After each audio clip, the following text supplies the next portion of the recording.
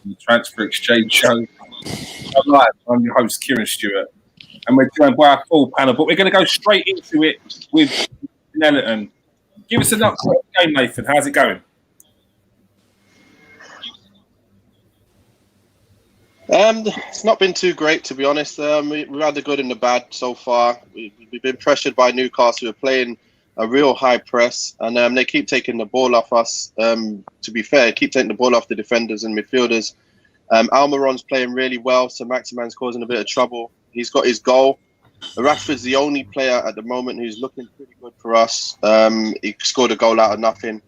And to be fair, everyone else has been quiet and just giving the ball away. So I really can't wait for, hopefully, Ahmad to come on and change something, because James is just running down into the corner and turning around or crossing it into the defender. So it looks like we can do a bit more. Do you see him coming on then? Definitely. We need something more, because if we keep playing like this, we're probably going to lose the game or at best draw. We need to have a bit more going forward. And again, it's just too slow, too pedestrian, and you could just see everything they're going to do. It's too predictable. Far too predictable. I think I heard Jermaine Jenner saying that it is too predictable, and something that you said from when you since first started coming on the show was the fact that there's no real structure, there's no real game plan. It seems like they're getting back into old habits again. Well, yeah, it's just one of them things. When you pick the wrong combination of team, this is what you get. You know, again, we went back to Lindelof and Maguire, and again, we've let in another goal, against a team at near the bottom. We keep doing it. I don't know why he wants to change. We look solid with Bailly there, then he takes him back out. Everybody can see that we look solid, and he takes him back out. It doesn't make sense, but, that's what he wants to do. If I was him, I'd be putting Lindelof with Maguire in them European games and playing Bailly in the league games. Yeah. That's what I'd be doing. Shaw's obviously playing well, as he always has been doing this season. Probably been our best player along with Bruno this whole season so far. So I'm really happy with that. But again, we need some more. We need Ahmad to come on. Again, I just want to see a bit more of him, because his 10 minutes he got on in his debut. The minute he gets the ball in the last, 2 minutes of the game, he nearly makes something happen, just from his first touch, really. And that's what you need. You need him to get on it 4 or 5 times, and something will happen if he's on the pitch. So I'd like to see Greenwood. I watched him when he came on. As well. Yeah, and Greenwood is Martial's not doing much at all at the moment as well. He looked hungry. He looked hungry when he came on. Said that the game was already done 4-0. He looked hungry.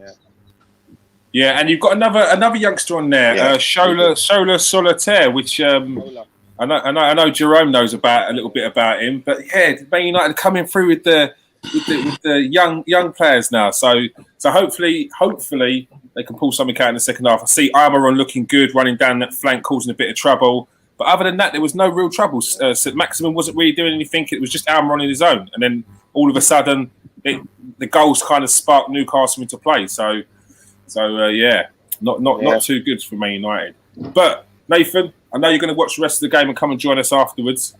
We'll see you in a bit, Nathan. Okay. All right, take we'll care. See you on 60 minutes. Bye, guys. All right. Thanks for that, Nathan.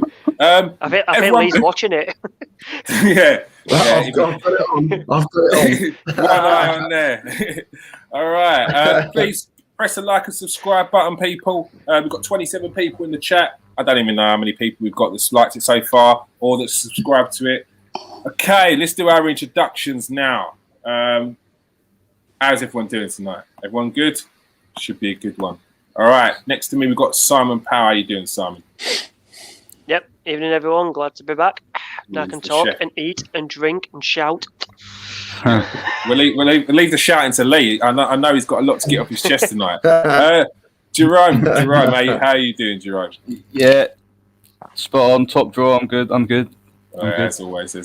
And Lee Allinson, how are you doing, Lee? Good to have you back. Yeah, I'm very well. Thanks for having me on again. Appreciate it. Starting to become a bit of a regular on the show now. Yeah, I'm enjoying it. It's good. That's good. Like I said, anytime, mate, anytime. And of Contracts course, will be in the post. and of course, we've got our chief scout, Steve K. 5p an hour. Yeah, I'm good. Thanks, Kieran. Hello, everybody. All right, good. Now let's get the show started. I know a lot has been happening with you, Lee. I know the big vote with regards to the North and Southern League was cast this week. 13 out of the teams voted to call the league null and void. 7 didn't, with 2 still left to vote, but it can't really change the vote. Do you feel like it was the best thing for the league to do, the fairest thing? It's a complete mess, mate, to be perfectly honest with you. Listen, I'll go into it if you want me to. I said you go for it. Right? That's what you're here for.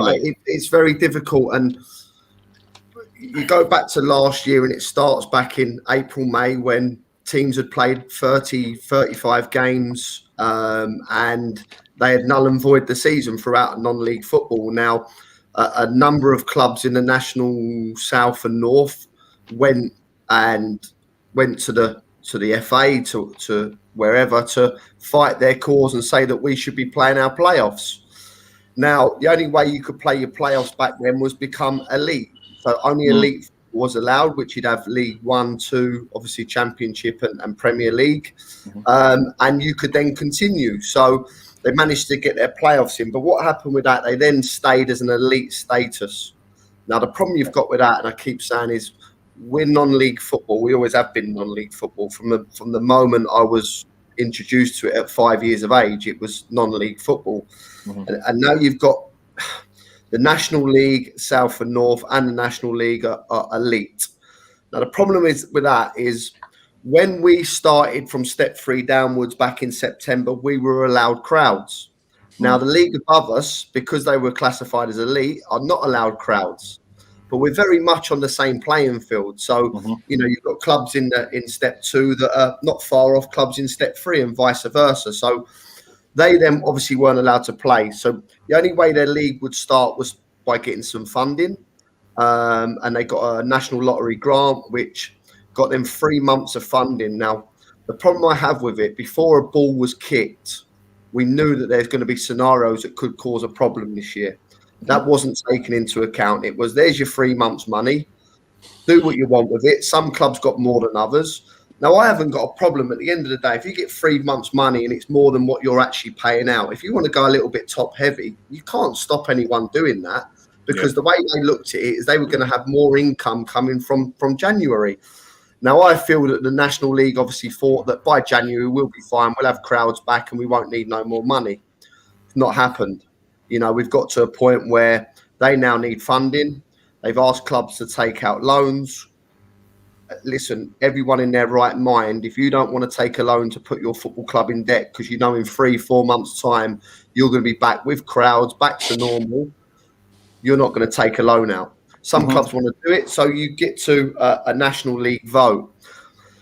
Now, the league vote is staged over 4 scenarios. So the first scenario is you've got 23 National League clubs have a vote, and only 8 or 4 from South and North, each league, have a vote. Now, that vote is do you vote all 3 leagues as one, or do you separate the National League Premier to the South and North? You remember, only the South and North have got 8 votes between them, and the National League have got 23. So you then come to a problem where in this as well, you've got chairmen of football clubs on the league board. So if you're a National Premier side, you're going to do what's right for your football club and vote for only voting for your division. So obviously, lo and behold, the National League Premier vote for themselves. They become a separate part to the National South and North. And then you get into the scenario of the South and North now have to vote of what they're going to do. Both the leagues are combined together. And I think the vote was 24-19 or 23-19 in favour of stopping. Now, you can't argue with any club not wanting to get in any more debt who have no income to pay out wages. But there's you've no also foresight of what's going to happen at the end of this. Like, they don't know. We can make assumptions on what we think is going to happen and how it's going to go back, but we don't actually know. So to ask these clubs to take another loan out or to do whatever, I'd say it's too much. It's not legal, remember? Absolutely. But they can only take a certain type of loan as well, can't they? They can only take a low interest loan, which is enough. Yeah, exactly. Then what happens is then they get fined, if you like, by the FA, which is ridiculous.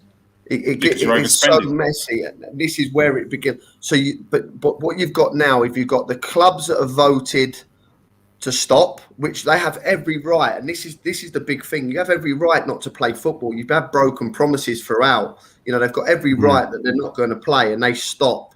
So they've stopped playing. The problem you've got now is you've got 19 clubs that want to carry on. Now, you've got to a point now where I believe there's some stuff going on where a few clubs are trying to get together to create one league of National South and North together, play each other once and try and get a promotion. And because you've lost the integrity of the conference now, because you can't get relegated. You can put your kids out and save your money. Let the top 5 or 6 or 7 or 8 fight for themselves for the promotion. And you've totally lost everything that, you know, what non-league football is all about. So it's become a real mess. And the problem is behind it all is you've got people inept at running a football league, and there was no preparation of all outcomes, and clubs should not have been allowed to kick a football unless they all agreed that, right, you've got funding till January. If you don't have crowds, you must take a loan, or if we get more funding in, you can have that. And, you know, there should have been all scenarios put in place. It wasn't. They've lost out, and unfortunately, you've now got 40 odd clubs not playing. 800 players had their football careers taken away from them for the next 5 months. 23 managers from each league can't work, and it's a complete mess. And, you know, listen, how messy it gets. You've now got conference teams like Dover not willing to play. Allowing players. You know, where do you go? The integrity of the league is a complete mess. Are the Football League now going to say, well, you're not going to have a promotion because your league's not run properly? It gets really, really messy. And, you know, what's to say in 4 weeks' time another club in the National League say, we can't afford it no more, we're pulling out. Dover have done it, we're going to do it. You know, what happens to the results? It's a real mess, and hopefully we can get somewhere in the middle and try and keep everyone happy. You know, I don't believe any club who wants to stop because they don't want to take a loan should be punished. But I don't believe the teams who want to carry on and take a loan should be punished as well. You know, if they want to continue to try and get promotion, they should be allowed. If that means there's a 19-team league, we'll let it happen. They're happy to travel all around the country to get this done, as long as testing's in place. Because you have to remember this elite tag as well that they've got, which is meant to put them above anyone else in non-league football, which is complete rubbish. That they weren't testing in all this. Only a select few clubs in the South and North were actually testing. The rest of them wasn't. You know, so it's a very fine line. I was going to say it's all well and good having the elite tag, but have you got the elite facilities to and the elite money to continue with the testing, making sure that the testing is done safe and properly? It's just I'm not sure they've thought it through. I feel like they're just a lot of ad hoc, a lot of on the spot. Get this, just get it done, kind of thing. With regards to setting up a league to try and gain promotion, is that the way forward? Do you think you feel that's the best and the fairest way? Do you know what? I don't. I think it is. You know, the more I look into it, if clubs are willing to do this properly, they were given the elite tag, and if they're willing to do it properly and spend the money on the testing and do everything properly. Listen, I can only go on behalf of what St Albans do, when obviously my dad's the manager. They got it spot on. The different class, the way they test everyone, they don't allow anyone in, no scouts to come and watch. They keep it very in-house. To be fair, they had a bad breakout at Christmas time when I had family members affected by the COVID. And this is what we do have to remember. We are in a pandemic, but I do feel that we're coming out the other side of that. So if you've got 19 clubs there, for the integrity of non-league football and to keep this alive, then I think that they need to find a way of letting them 19 clubs carry on. There's no way that, these 19 clubs should be punished. Do I think they'll get a chance? No, I don't. I think the easy option is to say null and void it, leave it, forget about it. But then are they going to drop the elite tag off them next year? So if they can have crowds, they'll allow them in properly where the elite teams aren't. Because actually, do you know what? If we go back to dropping that elite tag for North and South, they could have had crowds in all season from September, October, November. Their season would have come to a halt like all of ours has. And you know what? Everyone would probably have accepted it. And this is the bit about money. Lee, if they do, how do they? If they do that, if the ones that want to carry on, and the ones that don't, how will promotion and relegation work? I think they're looking, Steve, is to be honest, just to start again in terms of it'll be 19, 20 teams, because there's one or two teams now that have seen this idea and actually regret voiding the season and actually want to come back in and carry on. So I think there's a way of that they're looking that, you've got AFC filed in it, you've got Boston United, you've got Havant and Waterlooville. So the travelling wise is going to be quite strong. As I said, if teams want to do it though, then let them do it. But it will be play each other once and try and pick the top team will go up. Then there'll be a playoff. You keep the relegation in from the Conference Premier. You get a promotion from the Premier into the Football League, and you get a promotion from the South and North mixed into the Conference. So you keep some integrity. Because it's all well and good. They fought for the elite tag. They've got it. Let them carry on now and finish off them ones who want to do it, because it's a complete mess. And trust me, if there isn't a way through this, it's going to get worse, because I see more conference teams pulling out when they can't physically fund it anymore. I think Kings Lynn's in trouble, aren't they? I think they're one. Yeah, there's going to be a number of teams. You imagine, you've got a business and you're not earning, but you're paying out. And you're told that the only way you carry on is to pay a loan. But in 4 months' time, we're going to be fine.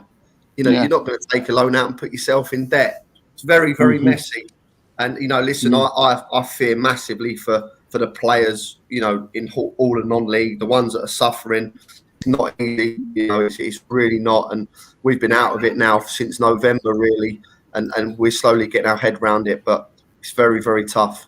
I was going to ask, how's this affecting players mentally as well? Because, football's an outlet for just your everyday man or everyday woman. But if you're doing it to a level and that's your real passion, it must be seriously sort of hindering them mentally. Listen, I can only go on how I am, and I've made no secret that I suffer, with severe OCD. I have done for a long time since I was a kid. I'm in a much better place now. I suffer with a little bit of depression and a lot of anxiety. But I got introduced to some guys over in September when this was all coming out. A guy called Dean Hooper and Dominic Sterling, ex-professional footballer. Dean is been in mental health, has got a fantastic story, and they're setting up a fantastic company who try and help non-league players, and they've helped me massively. I'm in the best place I've been for years, and my trigger points and all that. I'm in such a good place, and I can't wait to get back in and work. But these boys need it, and they're there for them. There's a few out there, but Dean and Dom especially, from my point of view, if players are listening to this, reach out to them. If you're struggling, talk about it, because we said this the other day, mental health is a big thing in football now, and I still think there's a stigma around it where people are frightened to talk, in case it goes against them later in their career. But there isn't. Come out and talk about it. If you're injured, you hurt your ankle, you go and see the physio. But if you've got a mental problem, you keep it to yourself. Well, that's when you need help as well. And it comes with a bit of a tag, doesn't it? Especially it comes with a bit of a tag, especially back in the day. It was weak mentality, not good character. It's and especially towards men, just the whole man up. What does that even mean? And we all say it, man up. They've got to man up, but it's that thing. It's it's easy to say just man up, but it's more than just being a man. It's a mental. It's tough. It's a tough thing, and I think it's they need to look into it massively, on not just on a elite level, because we know that Premier League clubs, but all the way down in football as well. I think as well. I'm big on it. You've just hit the nail on the head, and it doesn't make you weak. It doesn't make you poor. It doesn't stop you. my ACD is great for me because I don't leave no stone unturned. I don't stop checking up on stuff and over checking and checking a bit more. What I have to deal with is after the game the highs and lows a little bit. But listen, it doesn't make you a bad person. It doesn't make you weak. And as I said to you, this has actually made me so much stronger as a person and as a manager, 100%, because I'm now talking to people. It's a lonely place, football, especially when it's not going well. When it's going well, everyone's your mate. When you're losing, it's not going well. It's a lonely, lonely place. You're not playing well. You're not in the side. And as I said to you, if you go and play on the training pitch and you get a broken leg, you can get treated for that. But for some reason, we've got a stigma about mentally, I'm not feeling right. There's something not right. Don't say nothing, though, because it might go against you. How wrong is that? And I'm big for it. There's no, as I say, this football flow, fantastic people. They're really trying to help non-league people because there's nothing out there for them. I've just give you a stat of 800 people, 800 players have just lost their footballing careers for the next 5 months. 43 managers or whatever it is, 45 have just lost their jobs for the next 3 or 4 months. That takes control. That really does. It's taken me 2 or 3 months to get used to, not going to my football Tuesday, Thursday, Saturday, not working in football during the day. It's a real big, hard thing to deal with. And as I say, I worry for non-league football. I think it has to have a massive, massive shake-up. The lack of leadership is, you wouldn't believe. And unless it's sorted out, I can see big problems, and then we're going to lose some very, very good clubs. And the worst thing about it, some fantastic footballers have come out of non-league into the football league, and we're getting treated like we're a separate entity, and we're not. It should all be come together. I was going to get onto that. I was going to say, how damaging is this to non-league clubs getting that player who may have just retired, or getting that player who may have just been released from their club at a young age, and they feel that they've got to they can take the step. How damaging could this be to drawing in that kind of player? Yeah, really tough, and you don't know what finances you got to work out. Listen, a lot. There's lots of budgets in football. Some are high, some are low, some are in between. We don't know where we're going to be. We don't know. We've lost so much of the season this year, yet we've taken in sponsorship. We've taken in season tickets. We've taken in other, income. Do they want it back? Some clubs may have to pay this revenue back. Some clubs might have to get their sponsor and say, well, there's no money this year, but we expect you to use us again. There's a real, there's a problem. There's a real problem. And I really hope that we can, I just believe for me, we've got to stop this separate, You've got the National League, you've got then the Southern, Northern, Isthmian, then you've got your Step 5s. Why can't we just all come together and be as one? It's non-league football, and it has to change, because otherwise we're going to be losing money, players, and the one thing about non-league football is the best in the world. Everyone has to remember that. The pathway, the promotions, the relegations, there's nothing like it in the world. It's fantastic. And if we're not careful, we're going to lose it very, very quickly. It's going to take a lot of working out, because you've got like Ant Smith, who's the chairman of the Concord Rangers League. I mean, he wants to play on. And then you've got Jim Palmer, who's the chairman of Dover, and he's saying he doesn't want to play.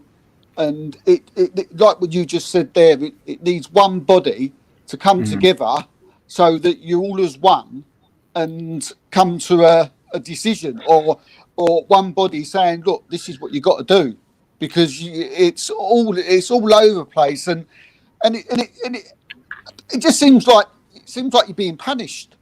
Listen, Steve, you just hit the nail on the head. The problem is, and you've got this throughout the whole of non-league football, the panels of the leagues are all run by chairmen and directors of the clubs in the league. So you might have 6 people on the board of the league who are all chairmen of 6 clubs in the National League or the Southern League.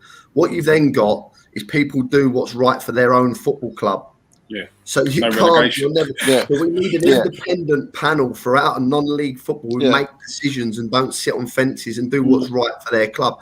And listen, there's absolutely nothing wrong with doing what's right. You've just named 2 clubs there, and I follow Ant on Twitter. Very, very good, fantastic. The Dorking manager, fantastic. Unbelievable the way he comes across. Mark, the Dover guy, they're doing what's right for their football club, and that is absolutely fair enough, and no one can be punished. And the worst thing about all this, because the league is so inept at what they've done in October, you've got clubs now turning on each other.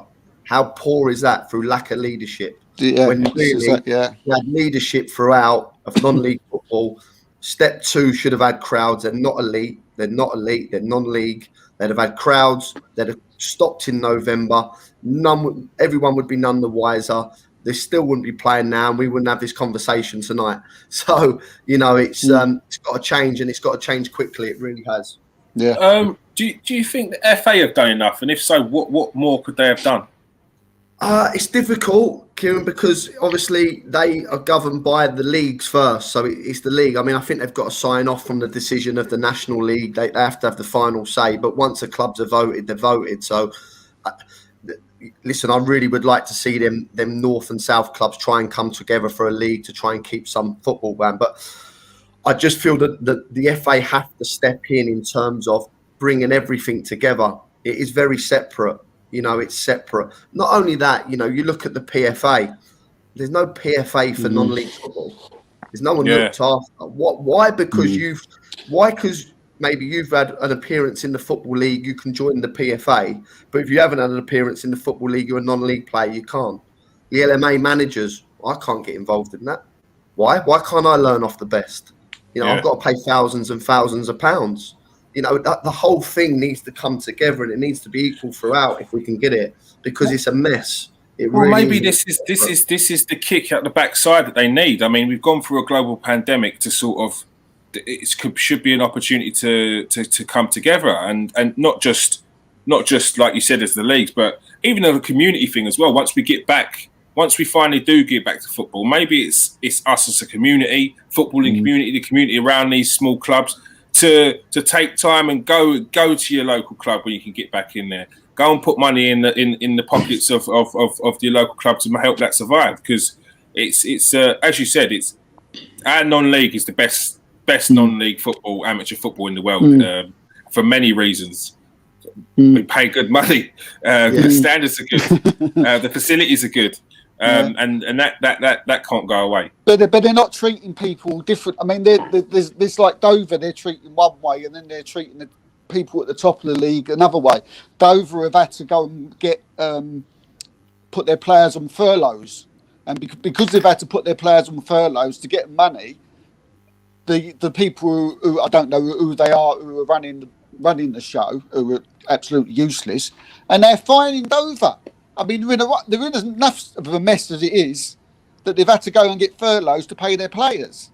And the people at the top are also fining them for doing it. Which I didn't think they were going to punish the teams for not being able to fulfil fixtures. You'll punish the teams who league are carrying on. So because Dover lost the vote, Dover now have to play. Yeah. But they've not got no income. So they're going to pay their youth players. Listen, there's no smoke without fire with any of this. Don't get me wrong. And people will say, well, there is money, there isn't money. They shouldn't have spent what they had. They should have spent. At the end of the day, whether they were paid correctly or not, that money was for 3 months. What you do with that money is down to you. If you want to extend your budget for, so for example, I'm paying out £1,000 a week over 4 weeks is £4,000, but I get given £6,000 for the month. Well, I'll tell you what, I might add another 500 quid to the budget for 3 months and get a little bit more out of my team. So, this is the problem, and this is what's happened. And you've got the argument of, well, you should have saved the money you were given more than anyone else. But if they've spent that, they weren't told that money's got to last you until the end of the season. They were told that money is for October, November, and December. Yeah. And then they thought, we'll be back. Then they thought, oh, hold on, there'll be another handout. It hasn't happened, and now we're in the biggest mess of all time. And hopefully, this is now the sign that we get to change non-league football, because it needs a massive shake-up from top to bottom. And it needs looking after, because it is very good. And they shouldn't be separate. Listen, National League Premier is very good, and it is elite for me because they're full-time. They're lots of good sides, Stockport, Notts County, Yeovil Town, massive clubs, Torquay. But behind that, listen, we're non-league and we need to stick to that and remember our roots and be looked after, because we're not at all, and we've been left out in the lurch massively. Yeah, it's not good.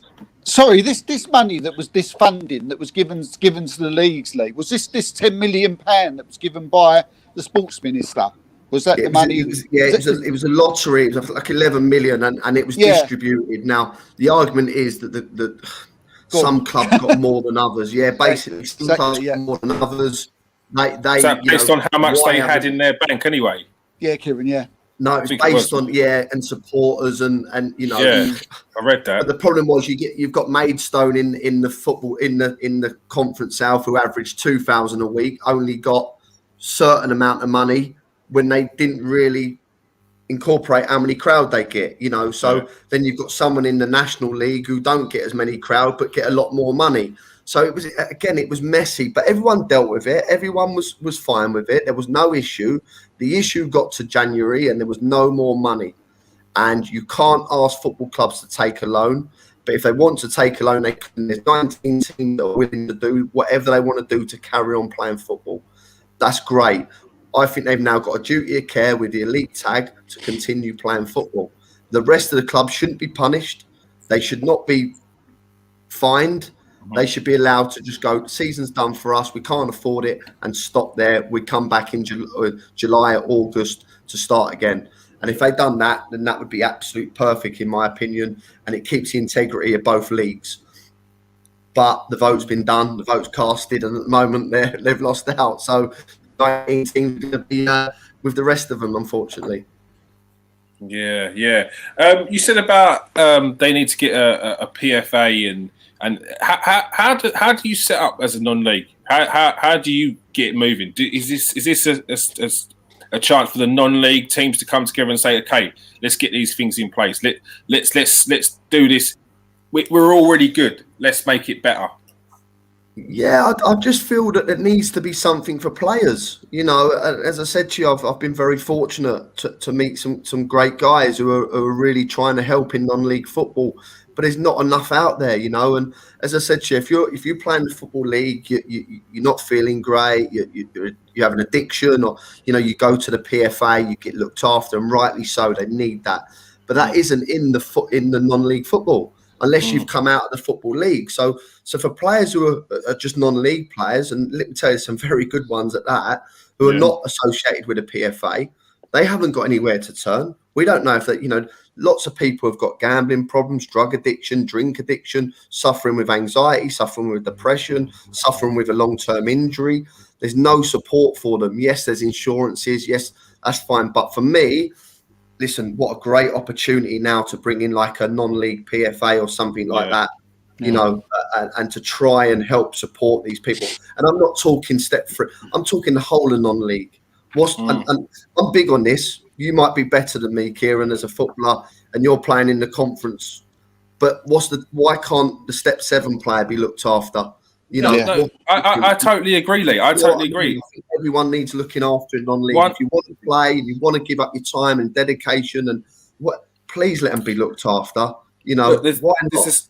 There's a very similar scenario of what you're talking about there. You'll have non-league players and you'll have league players that drop down from the league and come into non-league. It's the same as when you get into the Step 7s and lower than that. I played in there. And you'll have players that played for some of the better non-league teams. They're playing come from Billericay or whatnot. So they play for there. But so they also need the same treatment as what you're talking about there. And I suffered from mental health issues during football, anxiety, and it's the same as if I was playing at a higher level. It's just you're still a player at the end of the day. You're still going to suffer from them things. It's something that I think more down there is frowned upon. Definitely, it's that tag of man up and just get over it. It's do you know what I mean? So it is definitely something that they should look into.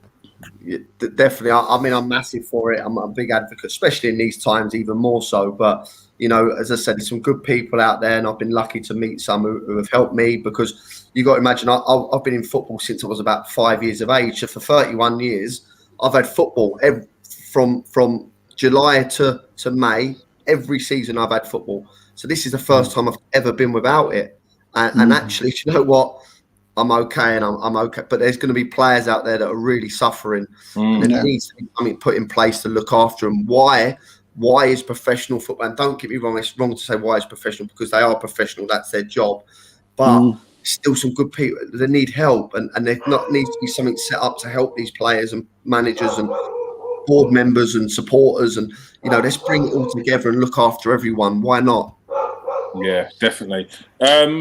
How is this going to impact on the youth development? Because obviously, with the level you are, you've got to have it all down to youth levels. Are they going to get? Are they?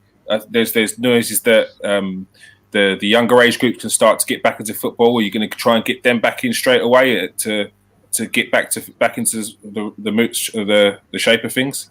Yeah, I mean, I'm fortunate. I work at a college scheme, so even that's been taken away. So 16 to 18-year-olds who train every day, they can't work, they can't train, and as you know, all the kids are stopped at the moment. And I actually think we'll lose a lot of kids out of this. And when I say lose, I mean a lot of kids will stop playing. They'll become socially anxiety. They won't leave the house. They won't want to get involved. They'll pull away. So the quicker we get them out there playing, it's really, really crucial, and hopefully we get that answer tomorrow. I'm hearing that it's going to be sort of the end of March that the kids will be back playing. That, for me, that's probably more important than anything. I'm happy that we can be done now. Listen, there ain't going to be no promotion from our league. Call it a day. See you in July, no problem. But the kids need to get out and play. Yeah. And I'm in a position at the moment. My 16-year-old nephew's without a football club. And he's been at Arsenal since he was a kid, and now he's trying to find a new club. And I tell you, he can't go out anywhere. He's going into clubs. He's got to do certain things. It's really, really rough time. That's just him. So you can imagine again the players, the pressure. It's awful. And as you're saying there, with regards to that's massively important for the mental health of the kids as well, because especially if these kids have just been released from a club. And they feel like, okay, I've got to strike back into it. They've got no chance of doing that when there's just no football going on, and that's at all levels pretty much.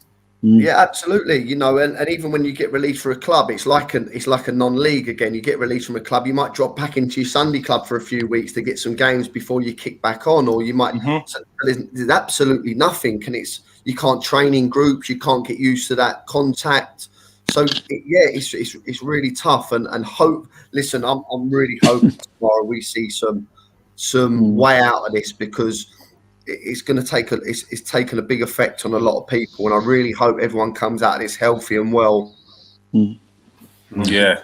Lee, I had a question from Joe Ogilvie, John Crawley goalkeeper. And he said that. Mate. Sorry. Oh, did you?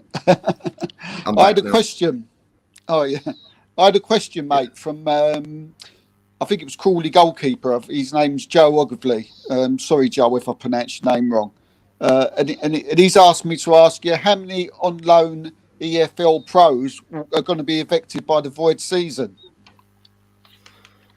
Massively, loads. How many? I mean, I had a boy in on loan with me at AFC Wimbledon. He was learning his trade, but look at both sides as well. I've got lads with me who are 19, 20, 21 who have been released from clubs who needed 30, 40 games with me this year to kick on and get a move back into the Football League or into the conference.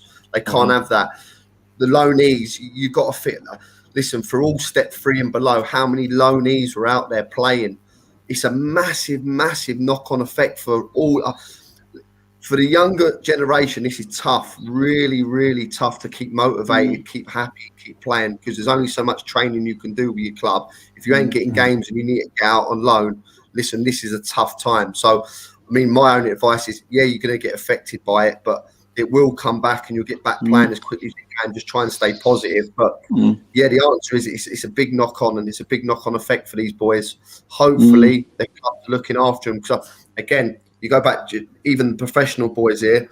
Hopefully, their clubs are really looking after them, because it ain't easy on them either. It's hard on everyone at the moment. So hopefully, as I keep saying, they come out of this and they're all in good place.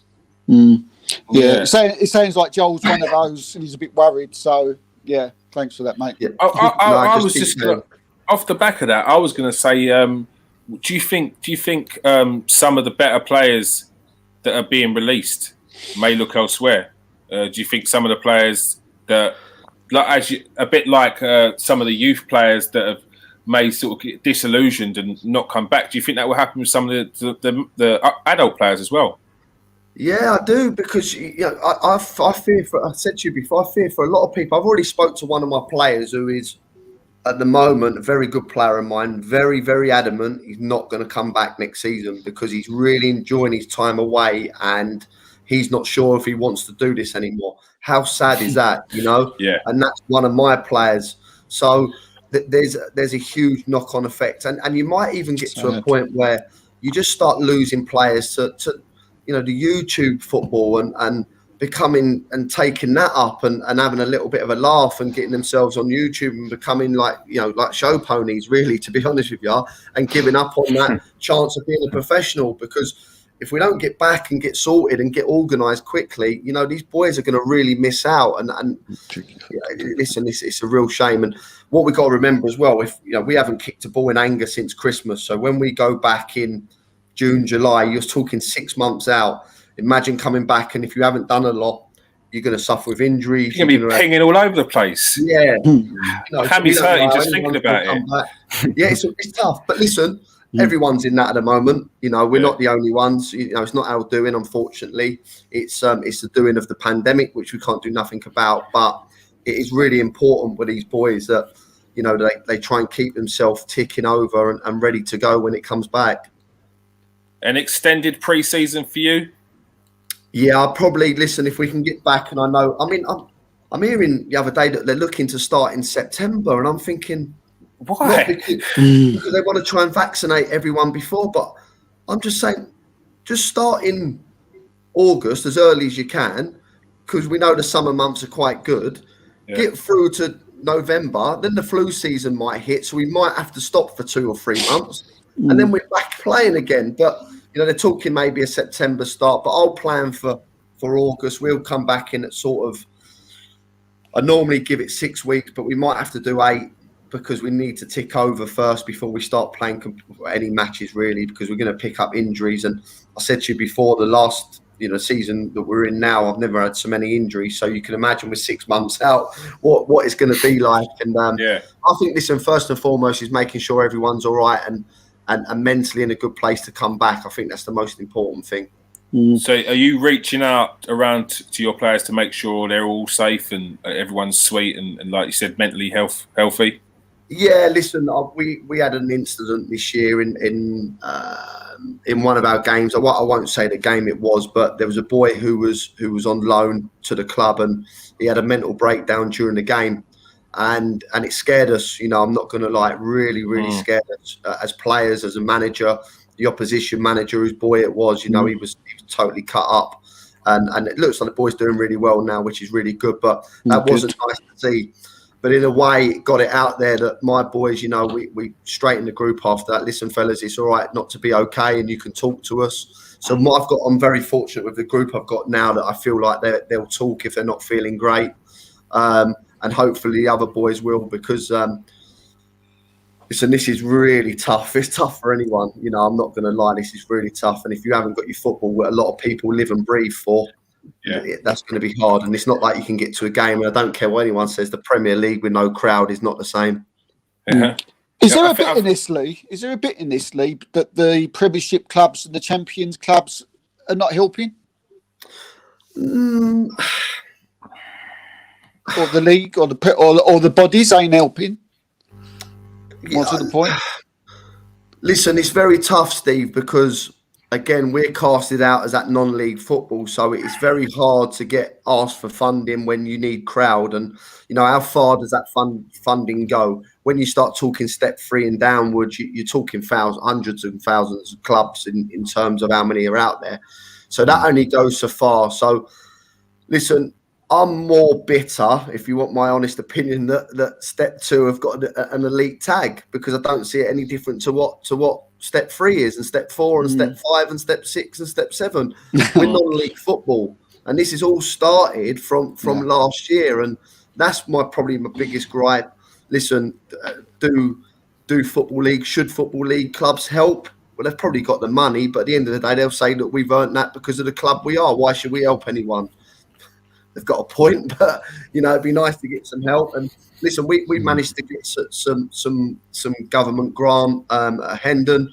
They brought some grants in for clubs at step 3 and below.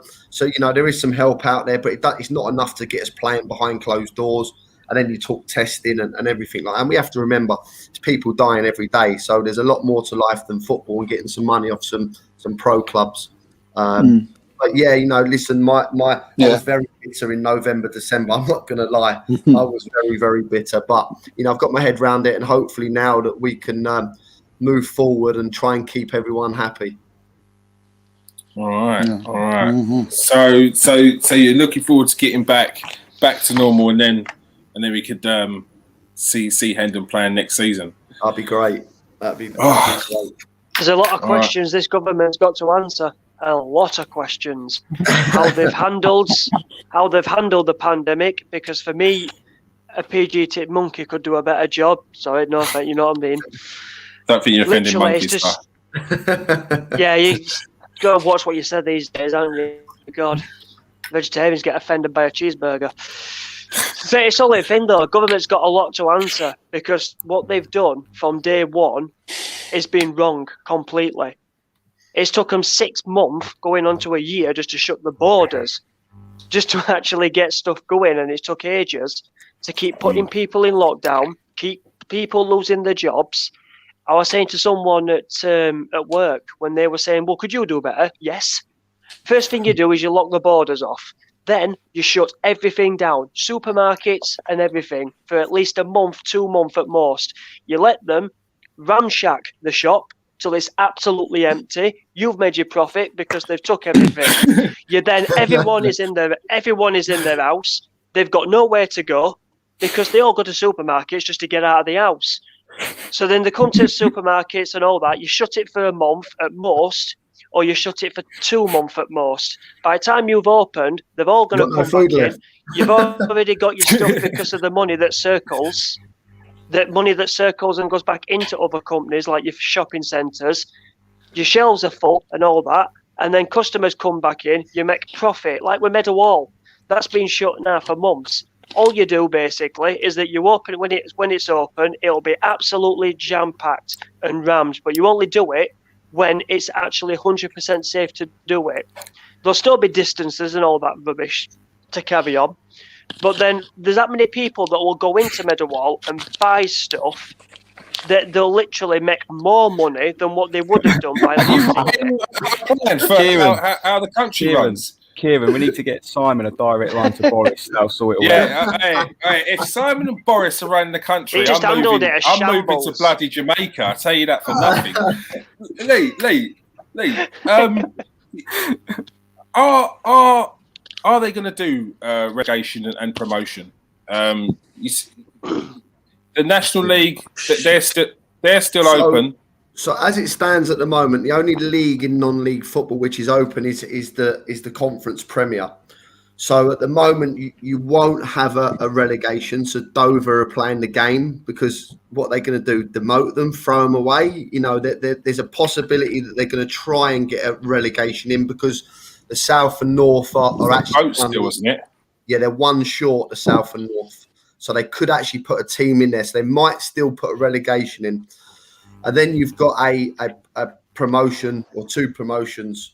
So the problem you've got is if 3 or 4 teams that you've mentioned there, Kings Lynn and a couple of other teams might really be struggling. If they then stop, I don't know where you're going to go with that because if they can't afford to carry on, there'll be no relegation. And then from there, mate, it's done. There's no promotions anywhere. There's no points per game. And it all goes back to last year. Listen, in March last year, 1,000,000%, the non-league football got treated an absolute disgrace. Yeah, teams that were already up didn't get promoted. Already won the league, couldn't even get promoted. It should have gone points per game all the way throughout. It was absolutely criminal what happened last year. Criminal. And this year, listen, we've only played 8 games. You can't do that. No, and this is the thing. Everyone goes away happy this year. There's no problem. Last year, so many good sides got punished for not being points per game. The only way you could get points per game by going elite. How shocking is that? Yeah, it really is shocking. When you look at the bottom of the National League South, you've got Dulwich are in 12th place. They've got 16 points. Well in the bottom on 21 with 12 points. That's 4 points. Four points gap between 21st and 12th. So how do you work that one out? How can you make someone tell someone they're relegated? It's ridiculous. No, you can't. And listen, it won't happen in the North and South. It'll only happen in the Conference Prem if they do it. I think they'll try and get a relegation in there, so maybe it forces Dover's hand to play. Dover might be happy to go down. I don't know. I can't answer on that. But if they don't, there'll be no relegation. But then you'll lose the integrity of the league because, listen, go and place half your team on furlough, put the kids in, save the money, put it in next year's league, and have a go at it with more money for next season. I think I saw some clubs already done that, didn't they? They've already furloughed their players and are already playing the youngsters. Won't it put more pressure on the Premier League, though, as well, if they did this? You know, like relegation, promotion and all that. Because the Premier League just carried on, didn't they? So would people look at it and go, well, see, you could have stopped the league. No, well, the thing is, the repercussions are the fact, obviously, it's a domino effect. You send someone down from one league at the top, then it's got to follow on down. If you're going to relegate someone in the conference, then you either got an extra team in the North and South, or you've got to push someone up from the North and South. And if they're not playing the games, it's who do you push up? So listen, I just think it's a really good idea to allow them 19 clubs, if they're willing to travel up and down the country, as long as they do it correctly with the right testing in place, and they're willing to take loans or whatever. I think they should be allowed to form a league to get a promotion this year. Again, we go back to the elite, tag their elite. Say that again. Or I think at least a playoff for top, bottom, whoever. Just some sort of tournament style something or whatever. It might be the safest way to get it done in a short space of time. Maybe even neutral venues. I don't know, but it seems like as you said, the integrity of the league is very important. If you have a season where no teams go up and no teams go down, it's a killer, and especially for some of them pro players, or not ex-pros, or players that want to make it pro. At the hope of going forward in a year, they're set back a year behind. So, and that mentally is just gonna ruin someone. It could quite easily stop someone from playing. We're just hitting the nail on the head. We're talking about players who are going to be without football. When there's 19 clubs are willing to let their players carry on playing, and we are in football, right? That means we play football, so let them play. If they're willing to do it correctly and you've got all the protocols in place, let them go, let them do it. The problem is it all comes down to integrity, and the national Prem teams will say, well, that's not fair because they're only playing each other once. It's a complete mess, and it all started from October when the league had no leaders who wanted to do it right and say these are all the outcomes, do you accept or not? And if you don't accept, we won't start. They tried to cut corners. They got 3 months funding and thought, we'll worry about that in 3 months. Well, you just caused a massive problems on your hand. You could have put clubs under, and you cost people promotion who have spent a lot of money, and you've cost people their jobs who are out of work now, not football managers, but people at work at football clubs who have lost their job. How poor is that? And let's not forget, they put them on a 2-week suspension. They put everyone on a 2-week break in the South and North, right? When they brought them back, they then asked them to vote for the league to finish. They didn't do it in a 2-week break. They've done it after. So then they're asking clubs to spend money, right? To get them all back. Who have not got any income in, who are voting to null and void it. So who's paying their wages back that they've spent for the last 3 weeks waiting for this vote to come in? Who's paying St Albans his club back, who spent out their wages? Who's paying Hamptons? Who's paying Hungerford? It's an absolute joke, is what it is. An absolute joke. I feel really, really sorry for them. I don't think fans will be back until 2022. I really don't. I don't see fans coming back. But the National League has struggled. For non-league, League 2, League 1, and Championship at most, they need fans more than what the Premier League does. Because the Premier League, all they're waiting for what this Corona showed me is that the Premier League can survive without fans. They've already don't want to pay the £15 to watch a game, which is understandable. I know that. But all it takes is for Arsenal just to go, well, you can have clock end. What do you want on them seats? Oh, the new Adidas and the new Mercedes are coming out, the new cars. There you go. You can take 20 seats and we'll advertise that coming out for you. Arsenal will take a percentage of that. They don't need fans for that. They can say that fans, we need them in the stadium, and we all need fans in stadium because football isn't football without fans. But with the Premier League, then bosses will look at it and they'll go, well, we can survive, can't we, without fans? We've done it. This is the problem. This is what's quite worrying, and not many people are talking about it, and not many people are even acknowledging it. So you've got Liverpool and you've got United. You've even got like Sheffield United, whose their fans are crying into getting that stadium. They are desperate to get in that stadium to try and save their club in the Premier League. Their owners are not looking at that. Sheffield United's owner is looking at going into the summer and wanting to get 2 stands and name them with supermarkets to get money coming in. But Lee, it's crazy. In that step in your league, you'll be able to get fans back in once the normal progression of outdoor activities are allowed. So you hope so. Listen, we won't get them, I don't think, till sort of July again, and it'll be staggered. I actually think that they're trying to get crowds in for June for the Euros. I think they're going to try and rush it. That's dangerous. I can guarantee you now, you're not going to social distance people watching the Euros this year. So the longer they leave it for this pandemic to get better, probably the better it is. Because once we hit June and the Euros start, there'll be people everywhere. But I do think they're trying to get crowds in for that. And I do believe that they feel with this vaccine that they'll be able to start drip feeding it in. And if that's the case, then great, and that's what we want to do. But hopefully we'll get it. It was great when we had it this year with no one else because we were getting bigger crowds, but only time will tell. Yeah, well, hopefully there's light at the end of the tunnel, Lee. Thank you. And as I said before, I think it's could be like us as a community, a football community, to maybe we all want to go down to our local our main teams, but show some love to our local teams as well because they definitely need it. I mean, I know I'm going to go down to my club when it's back open and say hello to the boys. So definitely get down there, people. Thank you very much for joining us tonight, Lee. No, thank you for having me on, guys. I appreciate it. How did Man United get on, by the way? Yeah. Wait. Oh, good. Stay on. And you can join us for the rest of this. Nathan, go on and I'll get off your show. No, you stay on. Nathan, what was the end score? How did it finish? Finished 3-1 to United. Comfortable victory in the end, but we still didn't play well. We got it given to us, really. The ball fell to James in the box. It went through a melee of all the players, fell to him in the box, and he just hit and hoped, and it went in bottom corner. So I was happy with that. He was happy with that. You could see we have managed to get ahead. I'm happy with that. and then Rashford's in the box, and your boy Joe Willock gives us the penalty, so he takes down Rashford. No. That's why we're laughing. No. When he's in a different coloured shirt, he ain't our boy. All right. Yeah. No, he was the best player for them. He ain't our boy. Players for them, to be fair. Did Diallo come on? Ahmed, sorry.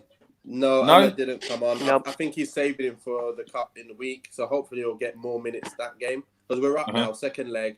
I would expect to see him start the game at least because he brought on Mata and Greenwood. Martial had a non-existent game again. Shaw played really well second half again, man of the match, as I was thinking from the first half. And everything was just a mediocre game given to us by Newcastle. And usually when we play them, they do that for us quite a few times. So I'm quite happy that they was able to give us the 3 points there and put us back to second in the league. So it's not fun to watch. To be fair. Sorry about for Newcastle because I think they're going down. Me, I really do. Yeah, they don't. It's not looking good in firepower. To be fair. Well, I'll tell you what, they spent 40 million on Joe Linton, and he's like a paperweight. He's not Don't good. ever complain about Nicolas Pepe again. He's not even in the same bracket. I'm not sure I would pay 4 million for what I've seen. He's not good. I'm trying to be nice. I'm trying to be diplomatic here, but he's rubbish. Like he's not good. I've not seen he's not much. good. From when I've seen him play, I've not seen him do too much. But I'm not going to obviously say anything more than that. No, he scored 2 goals last season. He scored. I know you don't have to. His highlight was I do it for everyone. Lane. He's not ready for the Premier League. That's the nicest way I can say it. But let's touch on the 4-0 victory against Sociedad. Yeah. In contrast, how different was that to today? Obviously, we played a bit better. It was an end-to-end game, that game. They started off really well. We started off well, chances galore. And then we ended up pulling away with the better chances. And obviously, Rashford played well. Bruno did well again in that game. We just cruised to victory there and made it really, really comfortable for us to go into the second leg. And that's what I was happy about. I just wish he would have brought on Ahmed a bit earlier.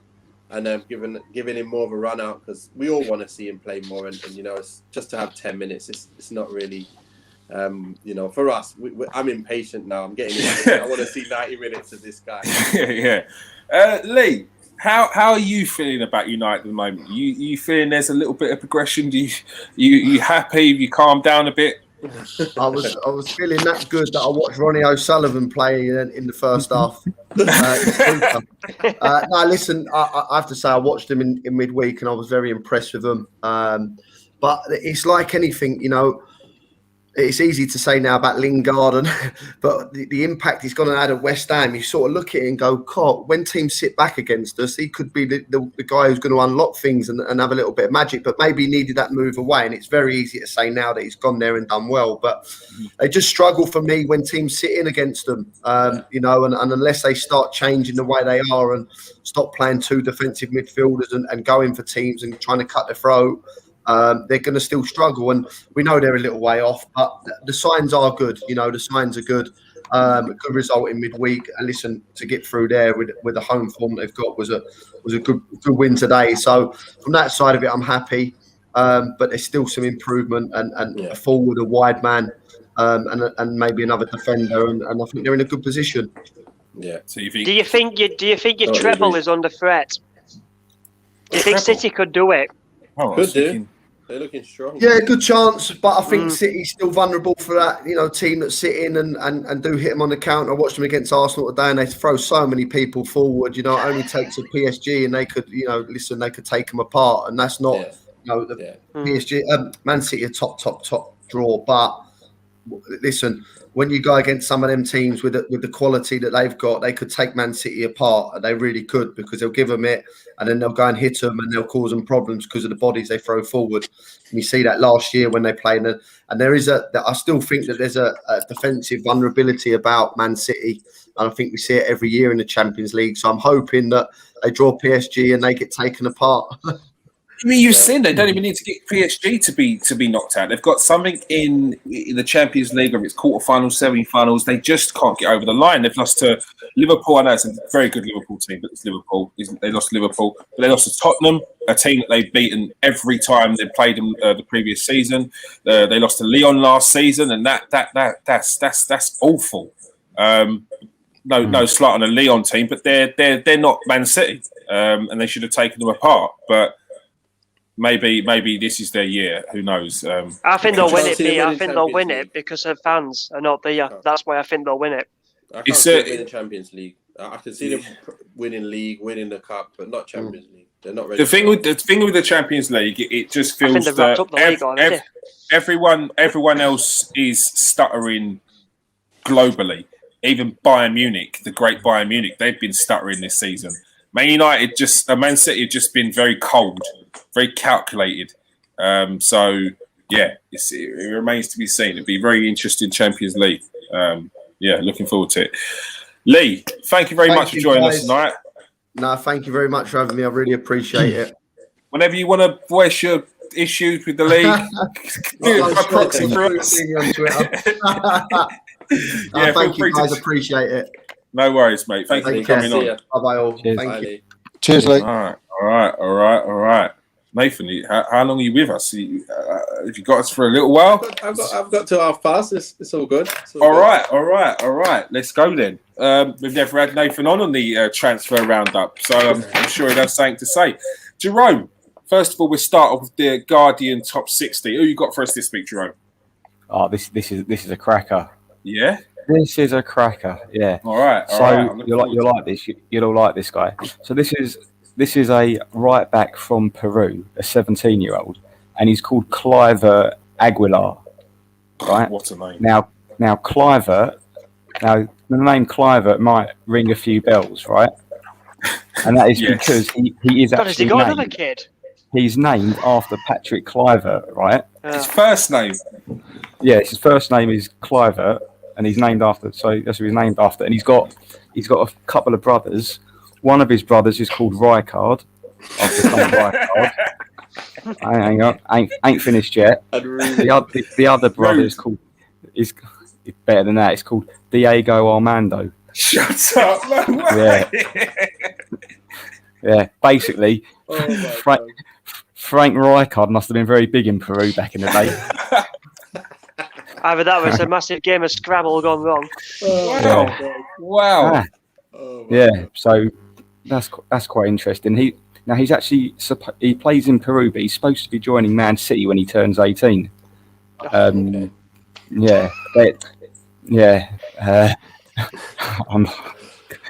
see what he's like. He's gonna name his son Niall Quinn, I think. Massive. Well, nothing against Niall Quinn.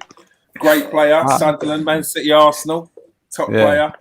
But yeah, I don't know. So that's him. Cliver Aguilar. Remember the name. Is he better than his name? Is he a better footballer than his name? No, you can't top it, can you? You can't top the name. No, you can't top the name. But, as a 17-year-old, he's already played sort of 25 times for his team over in Peru, and he's obviously joining Man City, so he can't be, Yeah, they're no slouches when they come to youth players, as you can see with some of the ones they've released.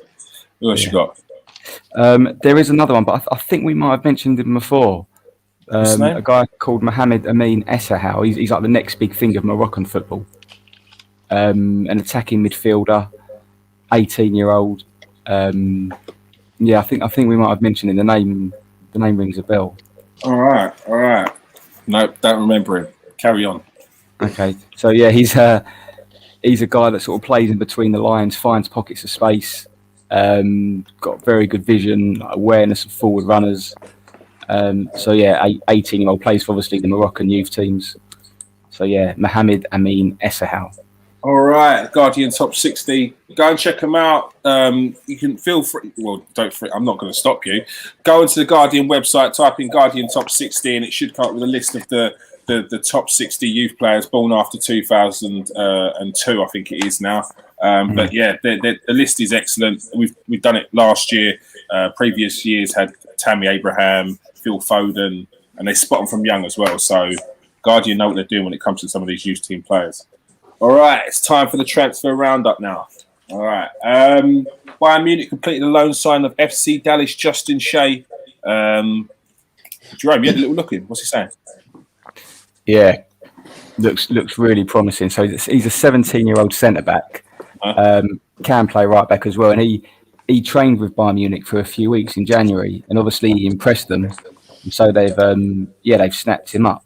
Like when Bayern Munich signed the other left back that they've got. Oh yeah. Like an absolute athlete, like super rapid. What? Yeah, they've got a link straight to America and Canada, ain't they?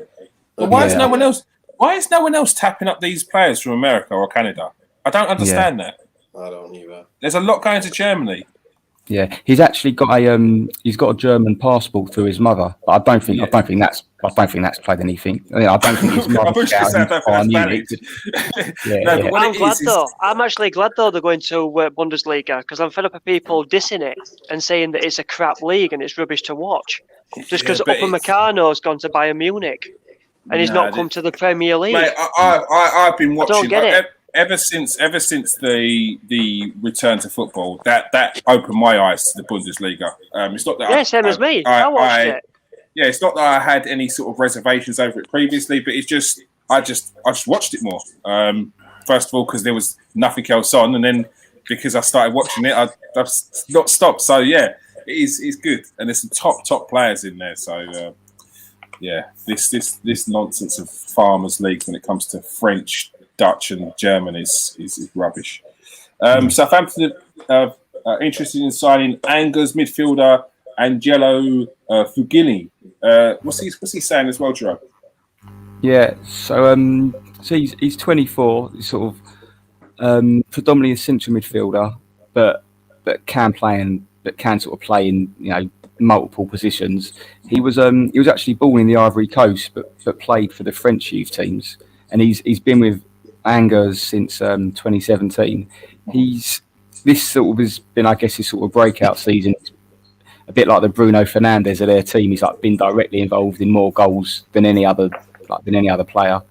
Very intelligent, runs into the box. Got his sort of reputation as a bit of a set piece specialist as well. So quite an effective player. Yeah. Yeah. Southampton have got their eye on the ball when it comes to these unknown players as well. So there's a couple that they've got at the moment. Sissoko, a transfer that was on as well, and Diallo as well. A couple of players who, in a couple of years, maybe definitely ones to watch. Arsenal are open to the ideas of letting go Eddie Nketiah and Alexander Lacazette at the end of the season with 1 year left in their current deals. Everton have held talks with Juventus over French international midfielder Adrien Rabiot. With all parties happy to pay 30 million for the player. Bayern Munich are not interested in keeping Douglas Costa after their loan. Real Madrid are considering a move for Villarreal defender Puyol Torres. Manchester United, Arsenal, and Manchester City have also been linked with him as well. It's an odd one for Man City considering they've got Stones, Laporte, Diaz, and who else? Ake as well. Yeah. But I mean, how good is it? There's a lot of players, clubs after this player. How good is he? Mate, I think he's top draw. I don't think Arsenal would sign him because he's a left-footed centre back, and they've obviously already got Gabriel and Mari. But he sort of started to play regularly for the Spanish national team. 24. I'll tell you who he reminds me of a bit. The way he plays is Laporte from Man City. Oof. So Laporte can do a bit of everything, can't he? He's strong, he's quick, he's very good on the ball. Quite smooth actually. This Paul Torres. He's been at Villarreal. Yeah, he's been at Villarreal basically his whole career pretty much. Excellent player. He'll play for a big club. This guy. Yeah, I think when we had Rouse on and he gave us the a little information about him, but that was over a year ago, and he was saying he thinks he's good enough to play in the Premier League. So yeah, I think he's quality. Yeah. So Nathan, you may not have got Upamecano, but Puyol Torres seems like a bit more of a. Who would you say you'd rather have, Upamecano or Puyol Torres, Jerome? Torres. No, Upamecano's awesome, good. isn't he? Yeah. But this Torres ain't. He's decent. You could play both of them together, one on the right, one on the left. I watch Upamecano, and I think he's a very good player. But I also think he's very untidy at times. And I think that at Man United or a Man City especially or a Liverpool, you are not getting away with that. It'd be a Havertz. It'd be a Havertz. Havertz? Forget Havertz. You'll get crucified. That's what I mean. Defensively, if you're not a ball player as well, if you're untidy and you look still a bit raw, Man United, I'm not sure that was the right person for you anyway, Nathan. I'm just saying that. You know what it is? How much do we scrutinise these players, right? When they join big clubs, Nathan will know. When a new player comes, you're looking at his every move, every time he touches the ball, every time he passes it, every movement he makes. You're going over it with a fine, aren't you? They're getting scrutinised. So the pressure's on these big players that come with these big transfer fees to perform. Somebody's got to have told Upamecano, right, I'm not being funny, just watch Pepe, watch Timo Werner, watch Havertz, watch Thiago at Liverpool, and basically just have a look and look what pressure they're under. Liverpool fans are even saying Thiago should leave. Don't get rid of Klopp. Get rid of Thiago. He doesn't fit. He doesn't fit Liverpool. Who are these Liverpool fans? Who are these people that you interact with, Si? Because I do not see them, bruv. Who out there is saying Thiago Alcantara needs to go? Like, because you should just block them. Like, they're not even on this planet, Si. Like, they're not, bruv. Like, he is class. Maybe he's not settled in as well as people would have thought, but he's silk, mate. He is silk. I think what it is they want to see some bruiser in there that's fighting and stuff. And if you're not bruising and smashing people, they're just not. They don't appreciate the technical ability of Thiago. I know. That's it. They look at him at Bayern Munich and they look at him at Liverpool and go, "What's the difference?" Probably because the Premier League's more physical. He's got no time on the ball. He's getting even possessed by Leeds United. Yeah, but he's still doing his thing. The problem is that Liverpool just letting goals in at the back. Yeah, that's all it is. And then they're not really doing much going forward because they got two. I was talking yesterday about this. Liverpool, when you have a problem at the back, your attackers now know that they have to score 2 or 3 goals to win a game. You're under more pressure, then you don't play your normal game. So then you struggle. It just happens. I've played, even when you play a game of FIFA and you start thinking, I just need to save this, I need to save this. You can't. You just can't. And then you try and play good football again and you just can't produce it. You just can't. And it happens in real life. It's all in the mind. And that's what's happened to Liverpool now. They know that they're not invincible defensively. So that puts more pressure on the attack. And all of a sudden, the attack not scoring, the defence is letting goals in. And that's it. You now got a number of obviously losses. So the fixtures coming up as well is quite scary for Liverpool. Now they've lost Jordan Henderson for a month. Is it? He's gone as well? Yeah. He's out for a month, hamstring. So Fabinho's going to have to play there. Van Dijk is still out. Gomez is out. Cool. He's not looked bad though. He's looked okay. No, but they've lost centre back. The new one. Ozan Kabak. He's looked alright, Tim. He's looked alright. He's a bruiser. He's a bruiser. Kick the ball back so Vardy can score an open goal. Is that he's when they've not been under pressure or when they've got the ball, he's not looked bad. He's been in great places. He's still young and he's a bruiser. I saw him clatter someone the other day, and watched any of his highlights videos. You see what he was getting anyway. So, but you know what's great? What's great is last year United had so many injuries, struggling, and everyone's talking so bad about us. And I was like, it just takes a few injuries, and your team is not your team. It's a different team. Oh, we know that. Yeah, it's happened to City, happened to Liverpool. They're not an invincible team anymore without all their players fit. It just happens. Yeah. Well, City's I think is a little bit different because they didn't just lose players to injuries. They've lost players completely. When you lose David Silva and you lose Vincent Kompany, I mean that's the heart and soul of your team for the last 5 to 10 years. Yeah. But Liverpool, they didn't buy squad players previously to bulk out their squad. They didn't like what Man United used to do when they won the league. They didn't then go, okay, this. Previously, when they won the Champions League, they didn't go add this, add that. And it's like they've had their same 11 for like 2 or 4 what was coming into the third season, and it's now crumbled. You can't have that. You can't do that. It's the fixture list is too grueling, and you're going to get injuries. And I know Van Dijk's was an anomaly because it was a harsh challenge, but the rest of them happened because it's you're tightening up. It's too many games. It's too many games. It's too much. Would you class them as bad champions? I think so. You know what? I tell you now. I didn't think you'd said that. I thought you'd said no. It's a Man United fan. The minute they won the league, they dropped off completely. I'm telling you now, from the minute they won the league, the game after, they were poor. Games after that, they were just nowhere near as invincible and as amazing as they were. I watched them for so many years going, they're top. They're better than City, them. Even when City were winning the league, I said, they're attacking-wise, they're better than City. They've got more about them. They're this. All of a sudden, bang, they win the league. And even Van Dijk dropped off. Everyone dropped off. Yeah, Van Dijk looked I agreed with Roy Keane 100% when he said it. And you've seen Liverpool fans drag up Rio Ferdinand and drag up Vidic when he was injured. Look how they had to recover. And would you class United as bad champions? It's like, no, let's not be honest. Let's not be nasty. I mean, the Alex Ferguson who last won the league, that was a bad United team, but we all saw what were coming. That weren't them in their pomp. This Liverpool team was saying that they were better than everyone.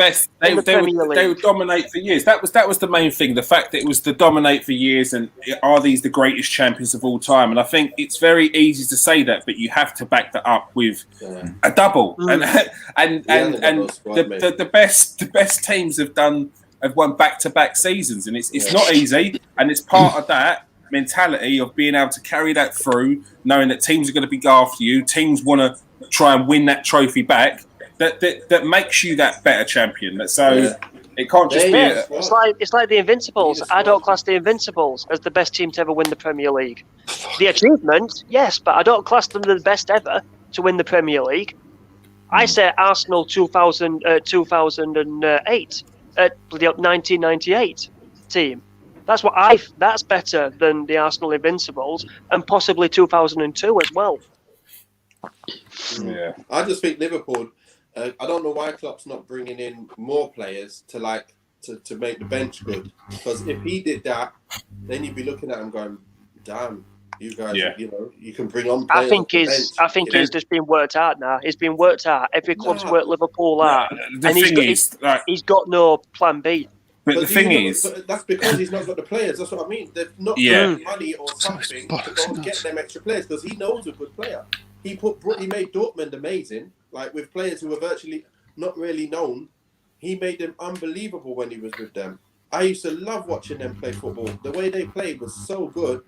Then he comes here and he does the same with Liverpool, but it just needs more players. Yeah, it's a squad thing. There's no squad depth, and he's been running the same team for the last 3 seasons. That's quite clear. This team didn't get found out when they were in their second season. Like after they won the Champions League, they didn't get found out to not win the league. They won the league at a pump. It's got nothing to do with being found out. There's certain things you can't stop. You can't stop a press, and you've got to play past it. But then you've got to then do other things. It's not that easy. It's the reason why so many clubs are playing this type of football now because it works and it's hard to break down.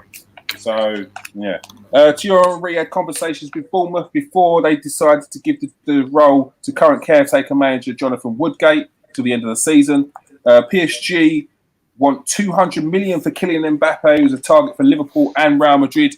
However, Kylian Mbappe only has a year on his contract, and part of the reason why he done this was so that run down his contract was so that he didn't have to wait for this £200 million or an extortionate fee to be bought. He's very smart about that, and this is why they can't be expecting 200 million for him.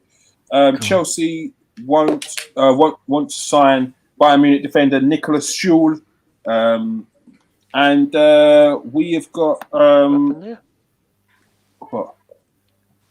what? We have got an update from Steve. Transfer update from Steve. Just a few things. We've got Matthew Hopper, young American striker, plays for Schalke. Just seems that they just can't keep their good players. Everyone's after him. Spurs and Liverpool have been after him this week, put in bids. He's been advised to stay in Germany, which I think he should. So we'll have to see what happens there. But we all know what normally happens with Schalke players. They always normally just, sadly just move on. Sadly for Schalke fans. You were talking just a minute ago about Pau Torres, centre back. He is an option for Man City. Keeps coming up. I don't know why it keeps coming up, but it does keep coming up. That's madness because you've got all those defenders. Well, yeah, I mean, when it came up again today, it was just, you can't get your head around it, but it's there. They need a fourth one because I think they have Aki as like a left back, centre back as well, don't they? So I think they are looking for, because they had who's the youngster that's going Barcelona? Eric Garcia. So they've got a fourth one in there. So they are going to look for a replacement. It just seems like this is a very high profile replacement. Yeah, and he's supposed to be a bit tasty. So you know, he's not. They're not the only people in for him. I mean, he's only for Man City. He's an option. Manchester United have him as a first choice option. He's someone that they're going at, out for their full blow for. But their main guy that they want is Raphael Varane. That's the man they want. United. Yeah. Yeah, 100%. A transfer swap with Maguire. Swap. What's a Real Madrid? No, I don't think so. Please. Wishful, bit of wishful thinking. I mean, they was going for him last year, and the agent, as we mentioned last week on the show, he made a bit of a mess of it, and he's left his agent of last year and got a new one. And I've been told that he's especially got this agent to go and make this move happen. But, we'll have to wait and see. But if they don't, they certainly wouldn't be sorry to get Torres. Ben White is another option for Man United. But the thing with Ben White is that you put the two names, you say Torres, you say Varane, and you say Ben White. Ben White's probably the one who's going to be the most expensive out of the three. And if they're looking for someone to either sit next to Maguire, take over from Maguire, is Ben White the answer instead of a Varane or a Pau Torres? I don't know much about Ben White. I mean, I don't know if anyone else does. Jerome would do he's a good defender. He's a good defender, but and maybe it'd be better if he takes a step up, but. Brighton going to want big money for him. Brighton will want big money for Ben White. Well. Yeah. So, and Varane, I think, I'm not 100% sure, but I think he'll end up going on a free, and Torres would be less than White, just for the fact that, again, Ben White is premium money because he plays in the Premiership, and like you said, he's English.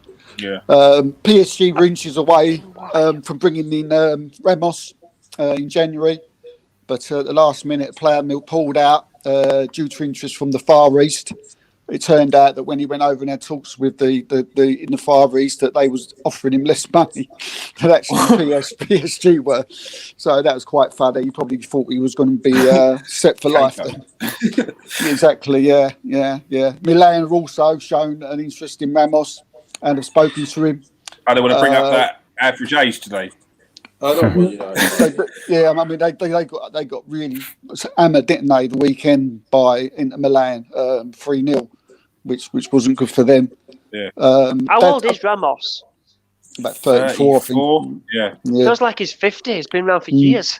He has been around for years. He started. That's what I mean. I think it was at Seville at the age of like 17 when he came through. Yeah. Does he still do Premier League now? Huh? Do you think he could still do Premier League now? Like if he came at his age? I mean, Thiago Silva. People didn't think he could do it. They didn't think he'd do it, but I mean, you just adapt your game. I don't know if you can adapt your game to the Premier League. I think you either can or you can't. I think when you're of a age in the Premier League, I think you've got to have played in the Premier League for a set amount of time and get used to the way the Premier League is played. I think if you're just coming into it, no matter how good of a player you are, I think you're going to find it hard. And I think even someone, of the class of Ramos would find it, pretty difficult. Just not due to the fact of how good the Premiership is, but due to the fact of injuries and pulling up and. I don't think that's something Ramos will want. At the age of 34, it's going to be hard for someone to come into the Premier League and play 40 games, 38 games, plus European games. But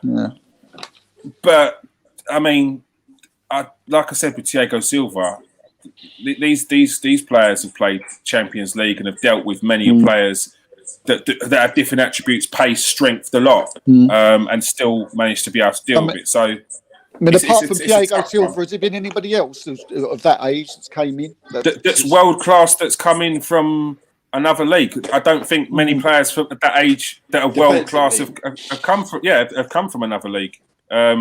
Defensively was 28, weren't he? Aubameyang was 28. We're talking about 30, and if we're talking about defenders, I don't know many that have actually done it. So I can only point to. Cavani's done quite well, hasn't he? So Cavani's done well. It's hard to say.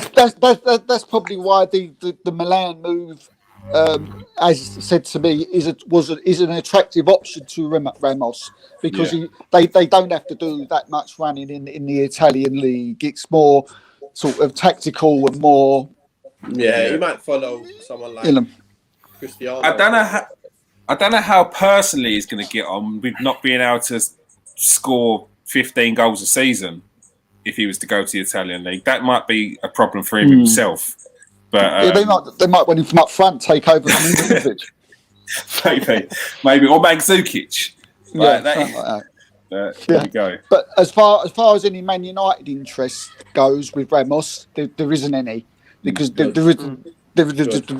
has been a lot of, especially just with the Sunday papers, trying to take space up, but there's no interest for bringing Ramos into.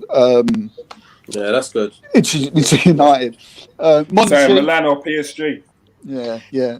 It's hard to believe you a lot pitched Ramos in that team, and we got laughed at. We'd like to have a young, quick. Who else was there? Going on the other end of Ramos, Monchi, the Seville sporting director, president, chairman, whatever he may be. Monkai. I said in this week that Manchester City are still interested in Jules Koundé. I don't know about that. Another centre back. But United are, aren't they? Exactly. When I was writing all this down, when I was getting told, I almost took the pen off the paper. You were pretending to write. Yeah, and then I sort of went back down again, and okay. But Man United sell Jones for 50 million. Man United linked with him. But he was also offered to United, but Man United have got other targets. Real Madrid are interested, but their first job is they've got to balance their books, haven't they? Yeah, they've got to get players out before they even start thinking about bringing players in. Yeah, I think they've got about 4 or 5 players that they want to get rid of. So Varane, he wants a new challenge. So Man United would definitely be a good challenge for him if that move comes up. Who would you prefer out of the 3, Nathan? You've got Varane there, you've got Jules Koundé, and you've got Pau Torres. Well, I don't know too much about Pau Torres, but you guys seem to think he's the better of the 3, I guess. But I'd go for Varane all day long. Obviously, with Varane being who he is and what he's done, we know more about him. How old is he now? It'd be your Diaz. 27, is he? About 27. So if he's at them ages, that's still great. You've still got quite a few years in you. You're getting to your better years of experience as well. I'd love to see him come into the side, because then you've got. For me, I'm just looking for the strongest United back 4, and if he came in, hopefully one day he'd play Bailly with Varane, and then you'd have a very, very strong defence. And then I think he's excellent. It'd be amazing. Like Maguire, he won't struggle in Premier League. And then he'd just take off like that. Yeah. That's what I mean. That's what you need, and I just can't believe Bailly doesn't play. It's just beats me. When he's fit, he needs to be playing, mate. He really needs to be playing. So he's fit. So he's fit now, is he? He's fit by he now. Played in the week. Have done well. We stopped the other team. We could have played. We played without. We didn't need to have 2 defensive midfielders. We could play with Van der Beek. You don't need extra players. Do you think Lindelof gets played because he's more of the ball playing defender next to Maguire, and if you've got Maguire and Bailly, it's more 2 battering rams? No. The problem is you've got 2 players of the same with Lindelof and Maguire. They're too similar. You can beat them both for pace. There's no point in that. You can't. Imagine you're coming up. Mbappe's coming up against them two. What are you going to really say to him? No one can beat him for pace, right? Of course, but if you got pace, you can get a head start. With them, you get a head start, you still get beat because they're just not ready. They're just not good enough. They are a mid-table defensive back pair. That's why we're letting goals against every team in the league easily. Easy. I didn't realise Almiron was quick today until I saw him pace Lindelof. But I don't. And the commentator was saying Almiron's got some. I'm thinking, no, he hasn't. I've never known Almiron to have pace. I've never seen Almiron run, but he was pacing Lindelof today. Oh no! I was like, oh my gosh, he's having a struggle up against Almiron.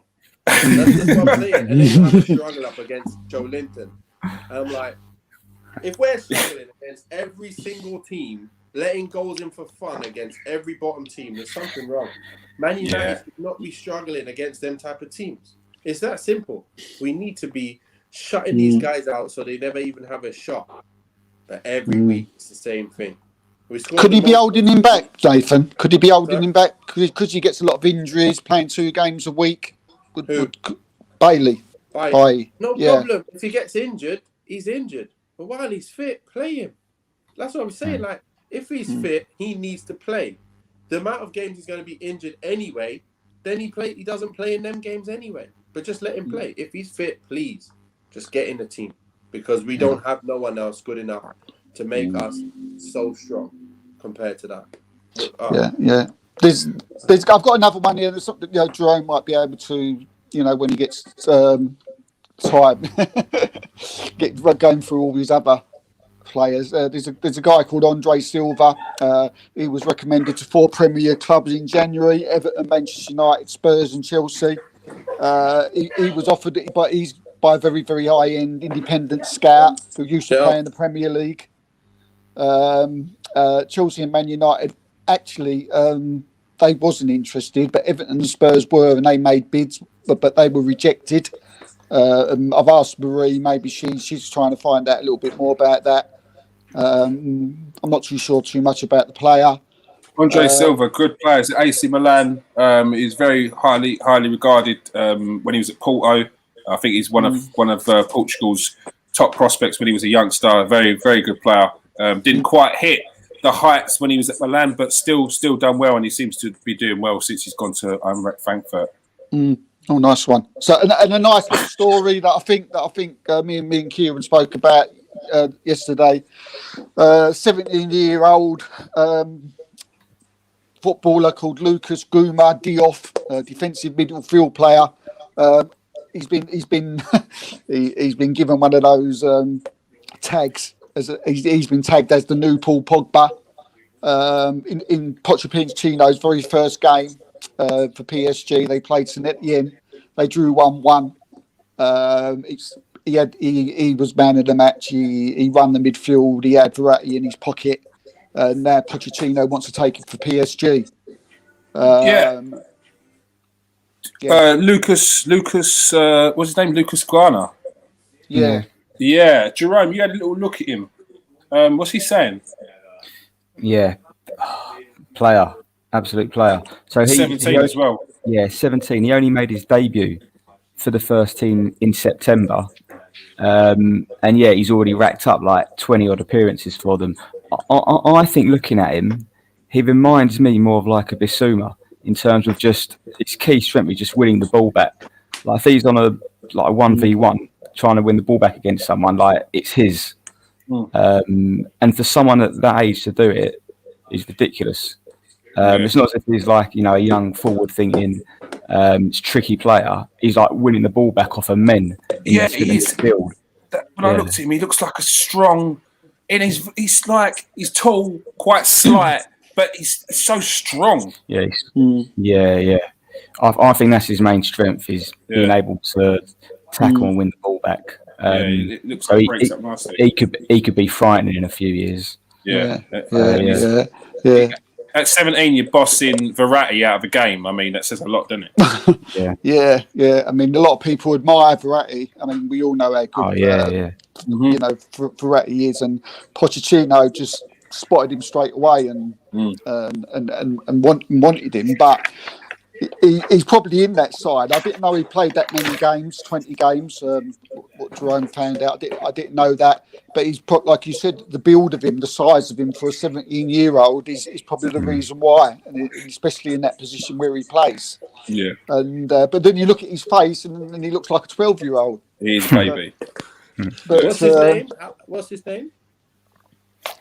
His name is Lucas Gorner Doath. Oh my gosh! To watch him, you have to watch full. You have to watch full games, Nathan, to watch footage of him. You have to watch youth games. You have to watch full games of Centre CN8. There's barely any highlights of him.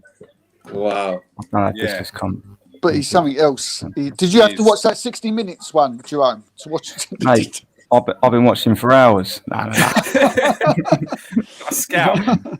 Yeah, no, I've seen clips, and sometimes when you see someone, like you can just tell straight away. I guess like what Pochettino has seen. He's obviously seen loads of players during his time, but sometimes a player stands out, and you think you don't need to watch them like loads and loads of times. You're like, right, this guy's got something that I'm keen on. It's a bit like when I know it's not the same, but like when Fergie signed Ronaldo. He played that game against United, and he knew, like, right, we've got to sign this kid. You don't need to watch sometimes hours and hours of players. Like, you can just tell, like, this guy. Rio, they kicked Noah down and says, "Get him signed." No, he definitely looks one to keep. I said to Kieran, it's like on here we sort of find people, don't we? And then we sort of we make them our own, don't we? And follow their career. We follow them. And not like in a stalking way or anything like that. No, we don't. We don't stand outside his house. We follow the path of their career. I just and finally, just West Ham. I've been told having a big summer. Craig Dawson and Jesse Lingard. Jesse Lingard, £15 million if they want him. Take him. Take it, good money. 15 million. He needs to play. He needs to play every week, and he won't play at United, will he? Yeah, he won't play. No. I can't stand him. I hate Jesse Lingard with a passion. I just hate him. But for West Ham, he fits like a glove. I think that'll happen. And Craig Dawson, 2.5 million, which is another good sign. Bloody hell. Yeah, and and he's scoring goals as well for West Ham. Nathan, thank you for joining us in the transfer roundup. We'll see you next week with updates from, I think, who you got next week? It's you got the Sociedad game, the second leg of the Sociedad game, and you've got Chelsea. Mm-hmm. Chelsea on the Sunday at 4:30. Nice. Ooh, so could be an interesting one. Very all right. Beat them. Thank you very much for that, Nathan. We'll speak to you soon, mate. Me again. All right, take care. See you later, Nathan. All right. Take care. Everton. Is it true as well that? Sorry, is it true as well that I've seen that PSG wanted Harry Kane? I'm not seen anything on that. It's in Man City. I watched it on Match of the Day last night. Was it? Yeah. No. Man City, Man United. They want Harry Kane, don't they? Yes, Man United do want Harry Kane. Man United. Not Man City. Man City want Haaland. Man City want Haaland. Man United want Harry Kane. Did you see that goal he scored? Yesterday? Yeah. Get Haaland. Won't do that in Premier League. He gets no space. No, this kid's a brute. Oh my gosh. Haaland and Mbappe are the next Ronaldo and Messi. Not that exact player, but them two that are just going to dominate the world. Generational players. Do you know what? It almost frightens me that he does come to the Premiership and he won't take to it. Do you know what I mean? But the thing is, all I think is his attributes of his power, his pace, and his finishing. I can't think he's got to clean up. He's got to clean up. Like he's still raw. I think he'd outscore Aguero's record. But that's a big ask. That's what I mean. But we look at players he's got around him. But I think he's the real deal. I think Haaland's the real deal. I think Harry Kane and Man United, that's nailed on. That needs to happen in the summer. if Man United get Harry Kane, that's a serious team. That is, I mean, It's bad news for us because it'll just be a Manchester fate for the title. Harry Kane at Man United would lift them up levels massively. It's a Norwegian building an English core. He's the reason. It's what he's doing. Harry Kane going to Manchester United is the main reason why Brendan Rodgers would go to Spurs, so that he would stay. That's the main reason.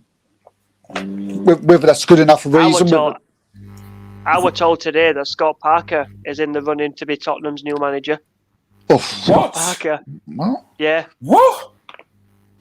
If Jose goes and they bite the bullet and they have to get rid of him, Scott Parker's their first choice. They'll take that That's risk. what I've been told. What about Frank Lampard? No. Just going to send to Chelsea. What about Frank Lampard?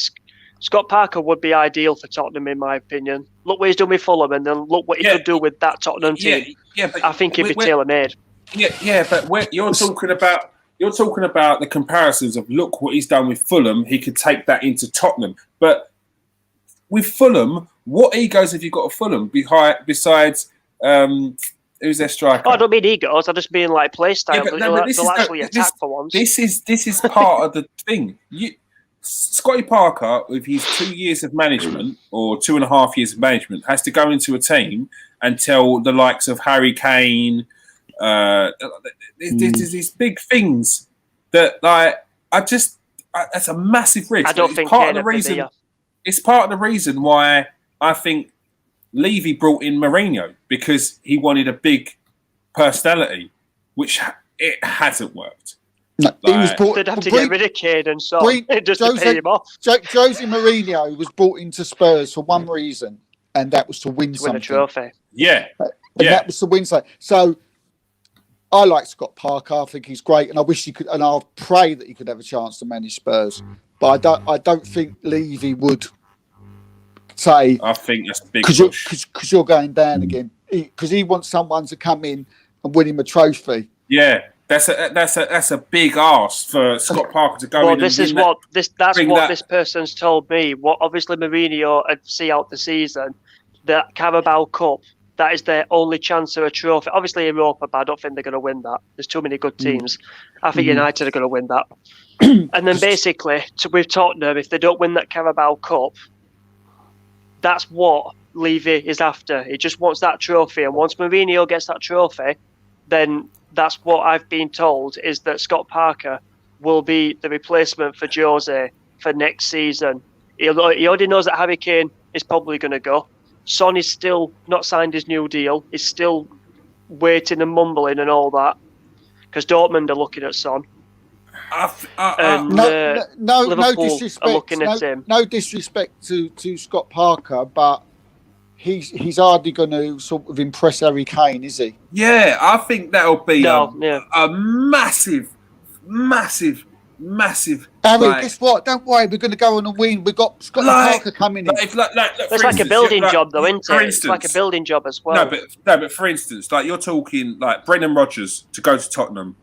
That is something that I'm like, okay, players would be impressed that Brendan Rodgers is going there. He's a top-class manager. He's nearly won the Premier League with Liverpool. He's won the trophies with Celtic. He's look what he's done since he's come in at Leicester.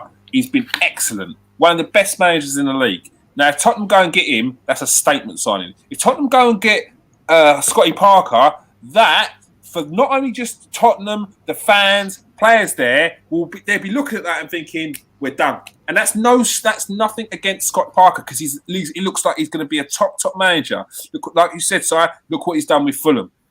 But if I'm a Tottenham fan or a Tottenham player or anything to do with Tottenham, I'm like, nah. You got rid of Poch to get Mourinho, to get Scott Parker in. I'm done. I wouldn't be having it. Would you think? I mean, again, I don't like people getting a sack, and I hope it don't happen. But if Steve Bruce left Newcastle, that's the type of job that I think maybe Scott Parker could go into. Although it'd be a poison chalice, Steve. Why? Because Scott Parker will need money, and he'll have more money at Fulham than he would at Newcastle. Yeah, Mike Ashley want to help him. Yeah, Mike Ashley wants to sell the club, and he's not willing to put any big money into it to do that because he's looking to sell it. It doesn't make any sense for him to splash money on a club that he was looking to get rid of. So, and he's still trying to get rid of. I know the takeover thing was done, but I think he wanted to. I think he tried to. Well, there was a big thing. They wanted to take the FA to court because they didn't give him an answer, and it was left in limbo for so long. And yeah, it's just a big mess. But then the FA said that they did give him an answer, and it was a no. But it's just all over the place. But he don't want to be there. Would Crystal Palace be a step up from Fulham? I think Crystal Palace that's one. That's a good one. I think that's good for. I don't want to keep like giving managers the sack before they get the sack. And giving one manager the job as well. Yeah. I like all of these managers, though, mate. When they've managed these big clubs like Real Madrid, Barcelona, and Bayern Munich, and Newcastle, like Rafa Benitez, he was actually approached by Sheffield United. I was told this a few days ago when I weren't well enough. But this person that tells me information told me that Rafa was approached by Sheffield United, and he actually said yes to the job. Rafael Benitez would go anywhere, wouldn't he? He would, wouldn't he? He would, wouldn't he? That's what I mean. He would. That's why I like it. He would. That's why I like it. He would go anywhere. If Weymouth phoned him up and said, "Here, Ref, would you?" If they had the budget, he'd go, "Oh, there's a good chip shop down Weymouth Beach, isn't there? Yeah, I'll come there." They had two meetings. They had two meetings with Rafa when he was in China. It was on a Zoom chat, and everything was agreed on these two meetings. And Chris Wilder was given, I think, when they went 17 games unbeaten or something like that. He was given till another 2 games or something like that. But then the Sheffield United players, they actually went to the owner and said, "Do not sack the manager. If we go down, we'll just come back up because they'll have a win championship or get back up." And they'll start again. And Chris Wilder's got 100% backing from Sheffield United players and fans. It'll be very hard. It'll be very hard to turn that dressing room around if you was to get rid of the manager now. This is what he was saying. And then he goes, Rafa Benitez. In China, everyone wondered, "Whoa, what's happened here? What? What's happened here? How's this come out of nowhere?" It weren't. It's because it was already agreed with Sheffield United. But they pulled the plug at the last minute. Everybody here and in the comments, who's you free to go down? People in the comments, who's you free to go down? Who we got in the table? So at the bottom, Newcastle, West Brom, Sheffield United. If we do from 15th, or in fact, we could probably do from 15th. Burnley, Brighton, Newcastle, Fulham, West Brom, Sheffield United. Hey, how mad is that? The table right now is like the bottom 3 is the bottom 3 that you and Simon said, Stephen Simon said in that video of who would go down, and it's in that order. Sheffield United. Your reaction, Newcastle. What? Sheffield United at the bottom, West Brom second bottom, and Fulham 18th. And that was what you said in a video like 3-4 months ago at the start of the season. And I said, and I think that the one word I said, because you was deliberating over it, Steve, you was like, oh. I said, where are they going to come? You was like, bottom. And I said, bottom. And he said, I said, will they score as many goals? Will they stay up on the amount of goals that they scored last season? And you said no. And that was it. Going down. It's been proven. So Sheffield United, West Brom. I'm going to say Fulham are going to stay up. So because I think they've got more about them. So you think Newcastle will go down, or Brighton? I think Brighton will stay up because they've got more. Obviously, they've still got a strike force when it's Burnley are there, aren't they? Burnley, for me, they've got a takeover, so I think they'll click into gear soon and they'll get a few wins. I say Newcastle just dropping the Reds. Oh, that's hard. That third place. This is tough. I tell you what, that is tough. That's third place. What? Coming in the comments. Fulham. Look, if we go Fulham, Burnley have scored 18 goals this season. That worries me because they've conceded 30 and Fulham has conceded 32. Newcastle has scored 26, conceded 43. Brighton have scored 25, conceded 30. West Brom and Sheffield United are down. They're done. They're done for. They've got Sheffield United got 11 points. It's embarrassing. West Brom have got 14 points. I mean, Sheffield United should be more embarrassed than West Brom because West Brom are always destined to really go down. And I mean, they're pulling it out, trying to pull it out of the bag with Sam Allardyce, but it's just too little, too late. Newcastle have still got to come to. No, Newcastle have still got to go. Is it to Stamford? No, they played at Stamford Bridge, didn't they? Newcastle have they got left? Wolves, West Brom. How many points are Crystal Palace off the bottom three? I'm looking at Newcastle's fixtures, and they've got tough fixtures, but it's not career ending. Fulham, would you say Fulham? Sorry, Steve. Crystal Palace. Palace is seven with a game in hand. Yeah, Palace. 7 points off in front of Fulham. Yeah, with a game in hand. I think Fulham have got more of a baton. But Palace's game in hand is against Brighton, and then they've got a game against Fulham. So that kind of pushes. If Palace wins in them two games, it pushes them kind of out of it. Can we get classed in that? Do you know what? We've only scored 27 goals all season. I worry about Burnley and the fact that they couldn't beat West Brom with 10 men yesterday. That worries me. Yeah. They're against West Brom with 10 men for well over a half. 30 minutes. That player got sent West off. Brom gave up as well halfway through. They were kicking the crap out of them. Well, West Brom ended up having more chances towards the end of the game.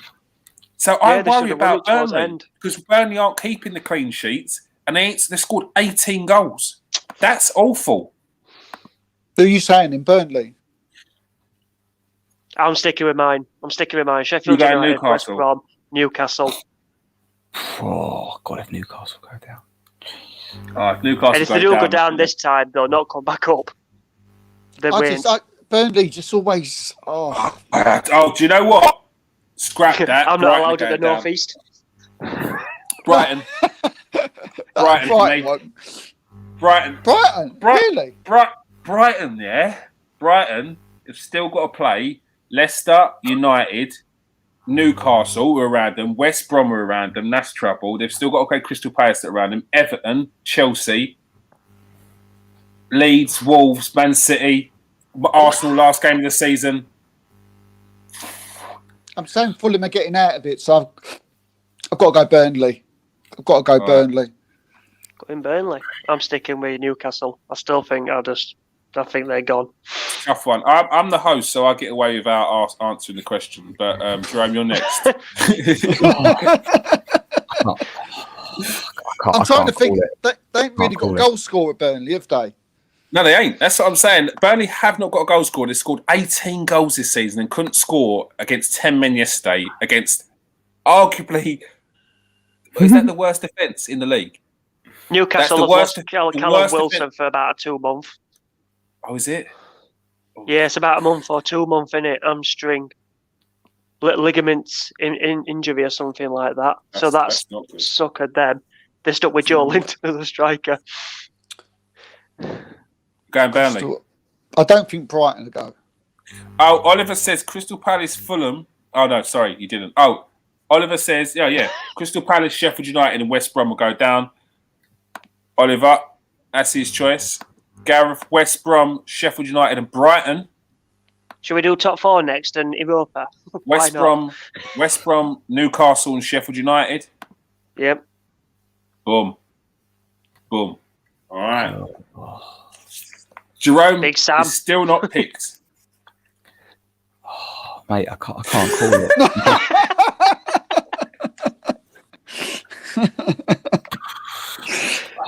We'll say our top 4 while you think. Right. I've said Burnley, but I'm still not. West Ham. It's tough. Come back in 3 weeks after the 2 games that Brighton play against Crystal Palace and Fulham. All right. Do you reckon top 4's already done? No. I think top four's already done me. City, United, Leicester, West Ham. I think West Ham are getting that fourth. Oh, I'd love to see West Ham get fourth. Steve, you're Arsenal. Stop. No. That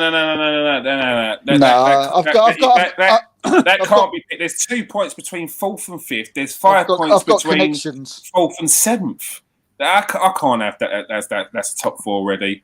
But we will see. All right, we move on. Everyone interested in signing Real Madrid winger Lucas Vazquez? Aston Villa boss Dean Smith has dismissed speculation linking English defender Ezri Konsa with Liverpool. He's had an excellent season so far. Been probably one of their best defenders. Porto have announced the signing of Brazilian winger Pepe. Jerome, what's Pepe saying? So he was at Arsenal, and no, this is a different Pepe. Pepe. What, old Pepe? This is a different Pepe. No, different Pepe. Young winger. Yeah, this is a 23-year-old that used to play for a team in Brazil called Grêmio. And he's played for the Brazilian under-23 side as well. You know what? Physically, he's a little bit similar to, Neto of Wolves. Oh, yeah. Maybe not as direct, but definitely can sort of run at speed with the ball. Not as flashy as other sort of, I guess, Brazilian forwards, wingers, but his decision-making things to be good. He tries to do like the right thing. And he's got sort of double figures in terms of goals. I think in all competitions in 2019 and 2020. So I think he's just sort of the last couple of seasons improved quite a bit. But yeah, he actually seems pretty good, to be fair. Looks a player. Maybe a stepping stone from at Porto. Yeah. Arsenal have made Club Brugge defender Odin Kosunu one of their top summer targets. Jerome, what's this kid saying? How good is he? Oh, yeah, I like him a lot. Yeah? Yeah. So he said he's 20-year-old centre-back from the Ivory Coast. Now, do you remember, I think when Touré, and I think maybe even Aboué, before they came to Arsenal, they were part of this ASEC academy in the Ivory Coast. Yeah. Breathen as well, weren't it? As one of the teams over there. Yeah. It's the feeder club. Yeah, so this guy was at the academy in the Ivory Coast. He's already been capped by them. He, in terms of his style, I would describe him as a bit of a taller Kolo Touré. He's sometimes when he's running, he looks like he's running on hot coals. Remember, like how Touré sometimes used to run. Do you know what I mean? Yeah. I didn't have a clue what Touré was doing when he first came. No, because I don't think he did those, Steve. He was all over the place. I think he was winning goal once. I'll tell you what, if Kolo Touré turned up at Arsenal now and played the way he did, they would run him out of London. I'll tell you that now. The fans would not be having Kolo Touré. No way. And Aboué, I love the Aboué just because of his enthusiasm. Who is this geezer? Bombing up and down, bombing. And then he tied up his game and he was decent. Yeah. So I was there that day when he got booed off at pitch. It was horrible. My God. Yeah, I was. One. This geezer 1v1 defending is wicked. He's played against Dortmund in the Champions League, I believe, and there's a few times when he's up against Haaland, and he's just shoves him out of the way. He's pretty. I think he's pretty decent. Yeah, I like him a lot, and he's got one of the highest sort of tackle win percentages in Europe. 20 years old, 6'2". I like him a lot. All right. Well, it's Jerome's seal of approval. Let's do a weighing up of summer move for Brentford's Ivan Toney. Steve, we'll have you on that one. What do you think about? I know it's going to be. We don't. What do you think about Brentford not doing the knee? I know it's a bit long-winded. Do you think it's right? I mean, the fans constantly put stuff on social media all the time, don't they? There's a few of them, not all of them. Yeah, there's a few I've seen. You can see it a few times, and I think that's why they've stopped doing it. Was that what their reasoning was? Well, I think it is. Ivan Toney's the one who started it all off, isn't he? He's came out and he's done an interview on Sky, and he's literally said that, you know, he wants everybody to stop because it's just glossing over what is actually happening, and they're thinking that this is, because they're doing this, it's all right, and everything else is okay.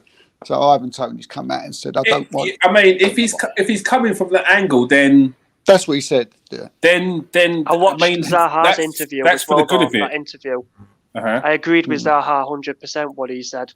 When he was talking about, when he says it's so easy for players to just drop down and on one knee and put one hand up and think, well, we're doing something, but they need to do more.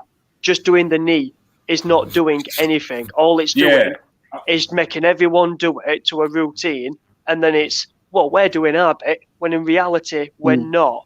Yeah. Because people are still getting fed up of having to do it. That's what people are getting fed up of having to do this, and that's what I mean. So Zaha was saying, I just want everyone to stop doing it now because it's getting to a joke. It's getting to like a circus. Yeah. Take the knee before we kick off. Yeah. So it's a good interview if you watch it. It's a good interview. Yeah, I mean, look, if I saw, who was it put out the other day? Oh, it's a couple of weeks ago actually. Someone put out basically saying, okay, if we don't take the knee, what can we do instead?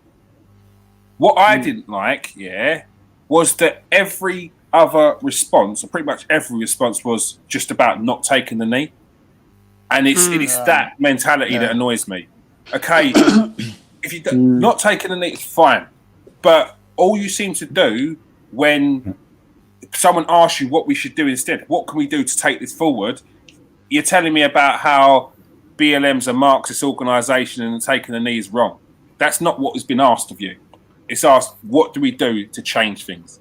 So look, I think, it makes a fair point. Both Ivan Toney and Will Zaha, it sounds like they're on the same sort of mindset. They both make fair points. What are they doing outside of this? Is there anything being done, or do clubs feel like this is it? Do we wear a T-shirt every now and again? We wear a green badge that says "kick it out," but what is actually being done? But then I ask, what the government are doing? What are the government doing? There's so many things that need to be done. They don't do it. But as we've seen, there's a whole show on that one. We'll reach it another time. Yeah. Arsenal keeping tabs on Bournemouth youngster Angie Birchall. He made his debut the other day, didn't he? Yeah, he came on as a sub for Bournemouth. Only turned 16 in November. A left-footed winger. Has been mainly playing with their under-18 team. So yeah, as you were saying, he's actually represented Bermuda at youth team level. That's where he's from. Now this is a cracker because he's obviously still at school, right? And when he made his debut for Bournemouth, Steve Cook, as you know, one of their centre backs, the first time he met him was literally a few hours before his debut. Oh, what? On the day of the game, because he hasn't really been training with the full team. He's playing with the under-18s.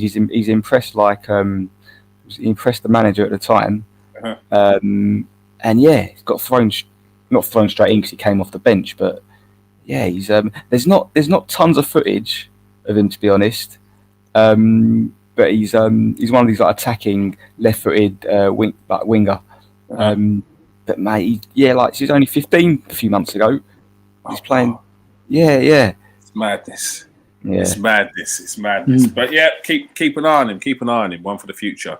And last of all, Matthias Palacios has signed for Basel with a host of top other European clubs looking at the player. How good's this one? Yeah, you know what? Look, I don't proclaim to know tons about the Swiss league, but this sort of player, the way he is, so he's 18, been obviously playing in Argentina where he's from, been playing for the youth teams. 5'6" central midfielder, lots of self-confidence, little bit flash, but technically really, really gifted. Really good ability on the ball, passes well. He's got lovely body movement, and he's sort of a very positive player. He doesn't strike me as someone that would sort of go to the Swiss league. I thought he'd go somewhere else, perhaps. another part of Europe, if you know what I mean. Like when when Arsenal have played like Basil's in the Champions League, it's not. I don't know, especially from South America. I thought we might have gone somewhere else. Yeah. You know? Well, they tend to go them leagues. Do you remember when we had Paul on deadline day, and he was saying like the guys from South America when they're young, they seem to go to leagues in Belgium, in Switzerland, in Holland. I don't know. It just seems to be that thing. And I asked him, I said, well, why can't they go to Germany or for a better thing? And he said, well, the people who their agents come, guardians are not putting them in the right places at the moment. It needs to change. Yeah, but you know what it is? I thought he might have gone to maybe a Spanish speaking, like something like Portugal or Spain. But fair play. Well, yeah, we keep tabs on him in Champions League football, Europa League football, and his development will continue because he's getting game time. That is all we have time for. Thank you very much, guys, tonight. Let's go through the comments. What are you saying? Who we got in there? Oliver, nice to see you. Gareth Lewis, nice to see you. Oh, Broads TV. Yes, Broads. Broads definitely saw non-league manager, was like, I'm getting a bit of that. Broads is a non-league footballer as well, so he's been deprived of football this whole time. Got some new people in there. The Chevrolet 100, nice to see you. Joe Pope, nice to see you. The promotions mini table. How can the integrity of the league be upheld? All right, Joe. Make sure you come and join us next time we get Lee in. We'll hit the questions up of the people in the comment section. Yeah, some good questions there. Robert Jack. Yeah, we definitely got some non-leaguers in there. All right, nice little conversations you have between each other. Oliver Martin, nice to see you there. Oliver's on a couple, I think. And Craig Kelly. Boom, boom. Oh, and Mihal, of course. How could we forget Mihal? All right. Thank you, everyone, tonight. Thank you very much tonight, Simon. Cheers, everyone. Appreciate it. All right. Thanks very much tonight, Steve. Yeah. Thanks for joining us, everyone. Cheers. Thank you very much for joining us tonight, Jerome. Pleasure. And thank you very much, everyone, tonight. Make sure you hit the like and subscribe button. Thank you very much for Lee Allinson coming in. Lee Allinson on for a whole hour, basically. There's a lot to discuss, and I'm sure we got him on again for some non-league football chat. And obviously, Nathan for his Man United update. And join us for the transfer roundup. All right. Thank you, everyone. Peace out.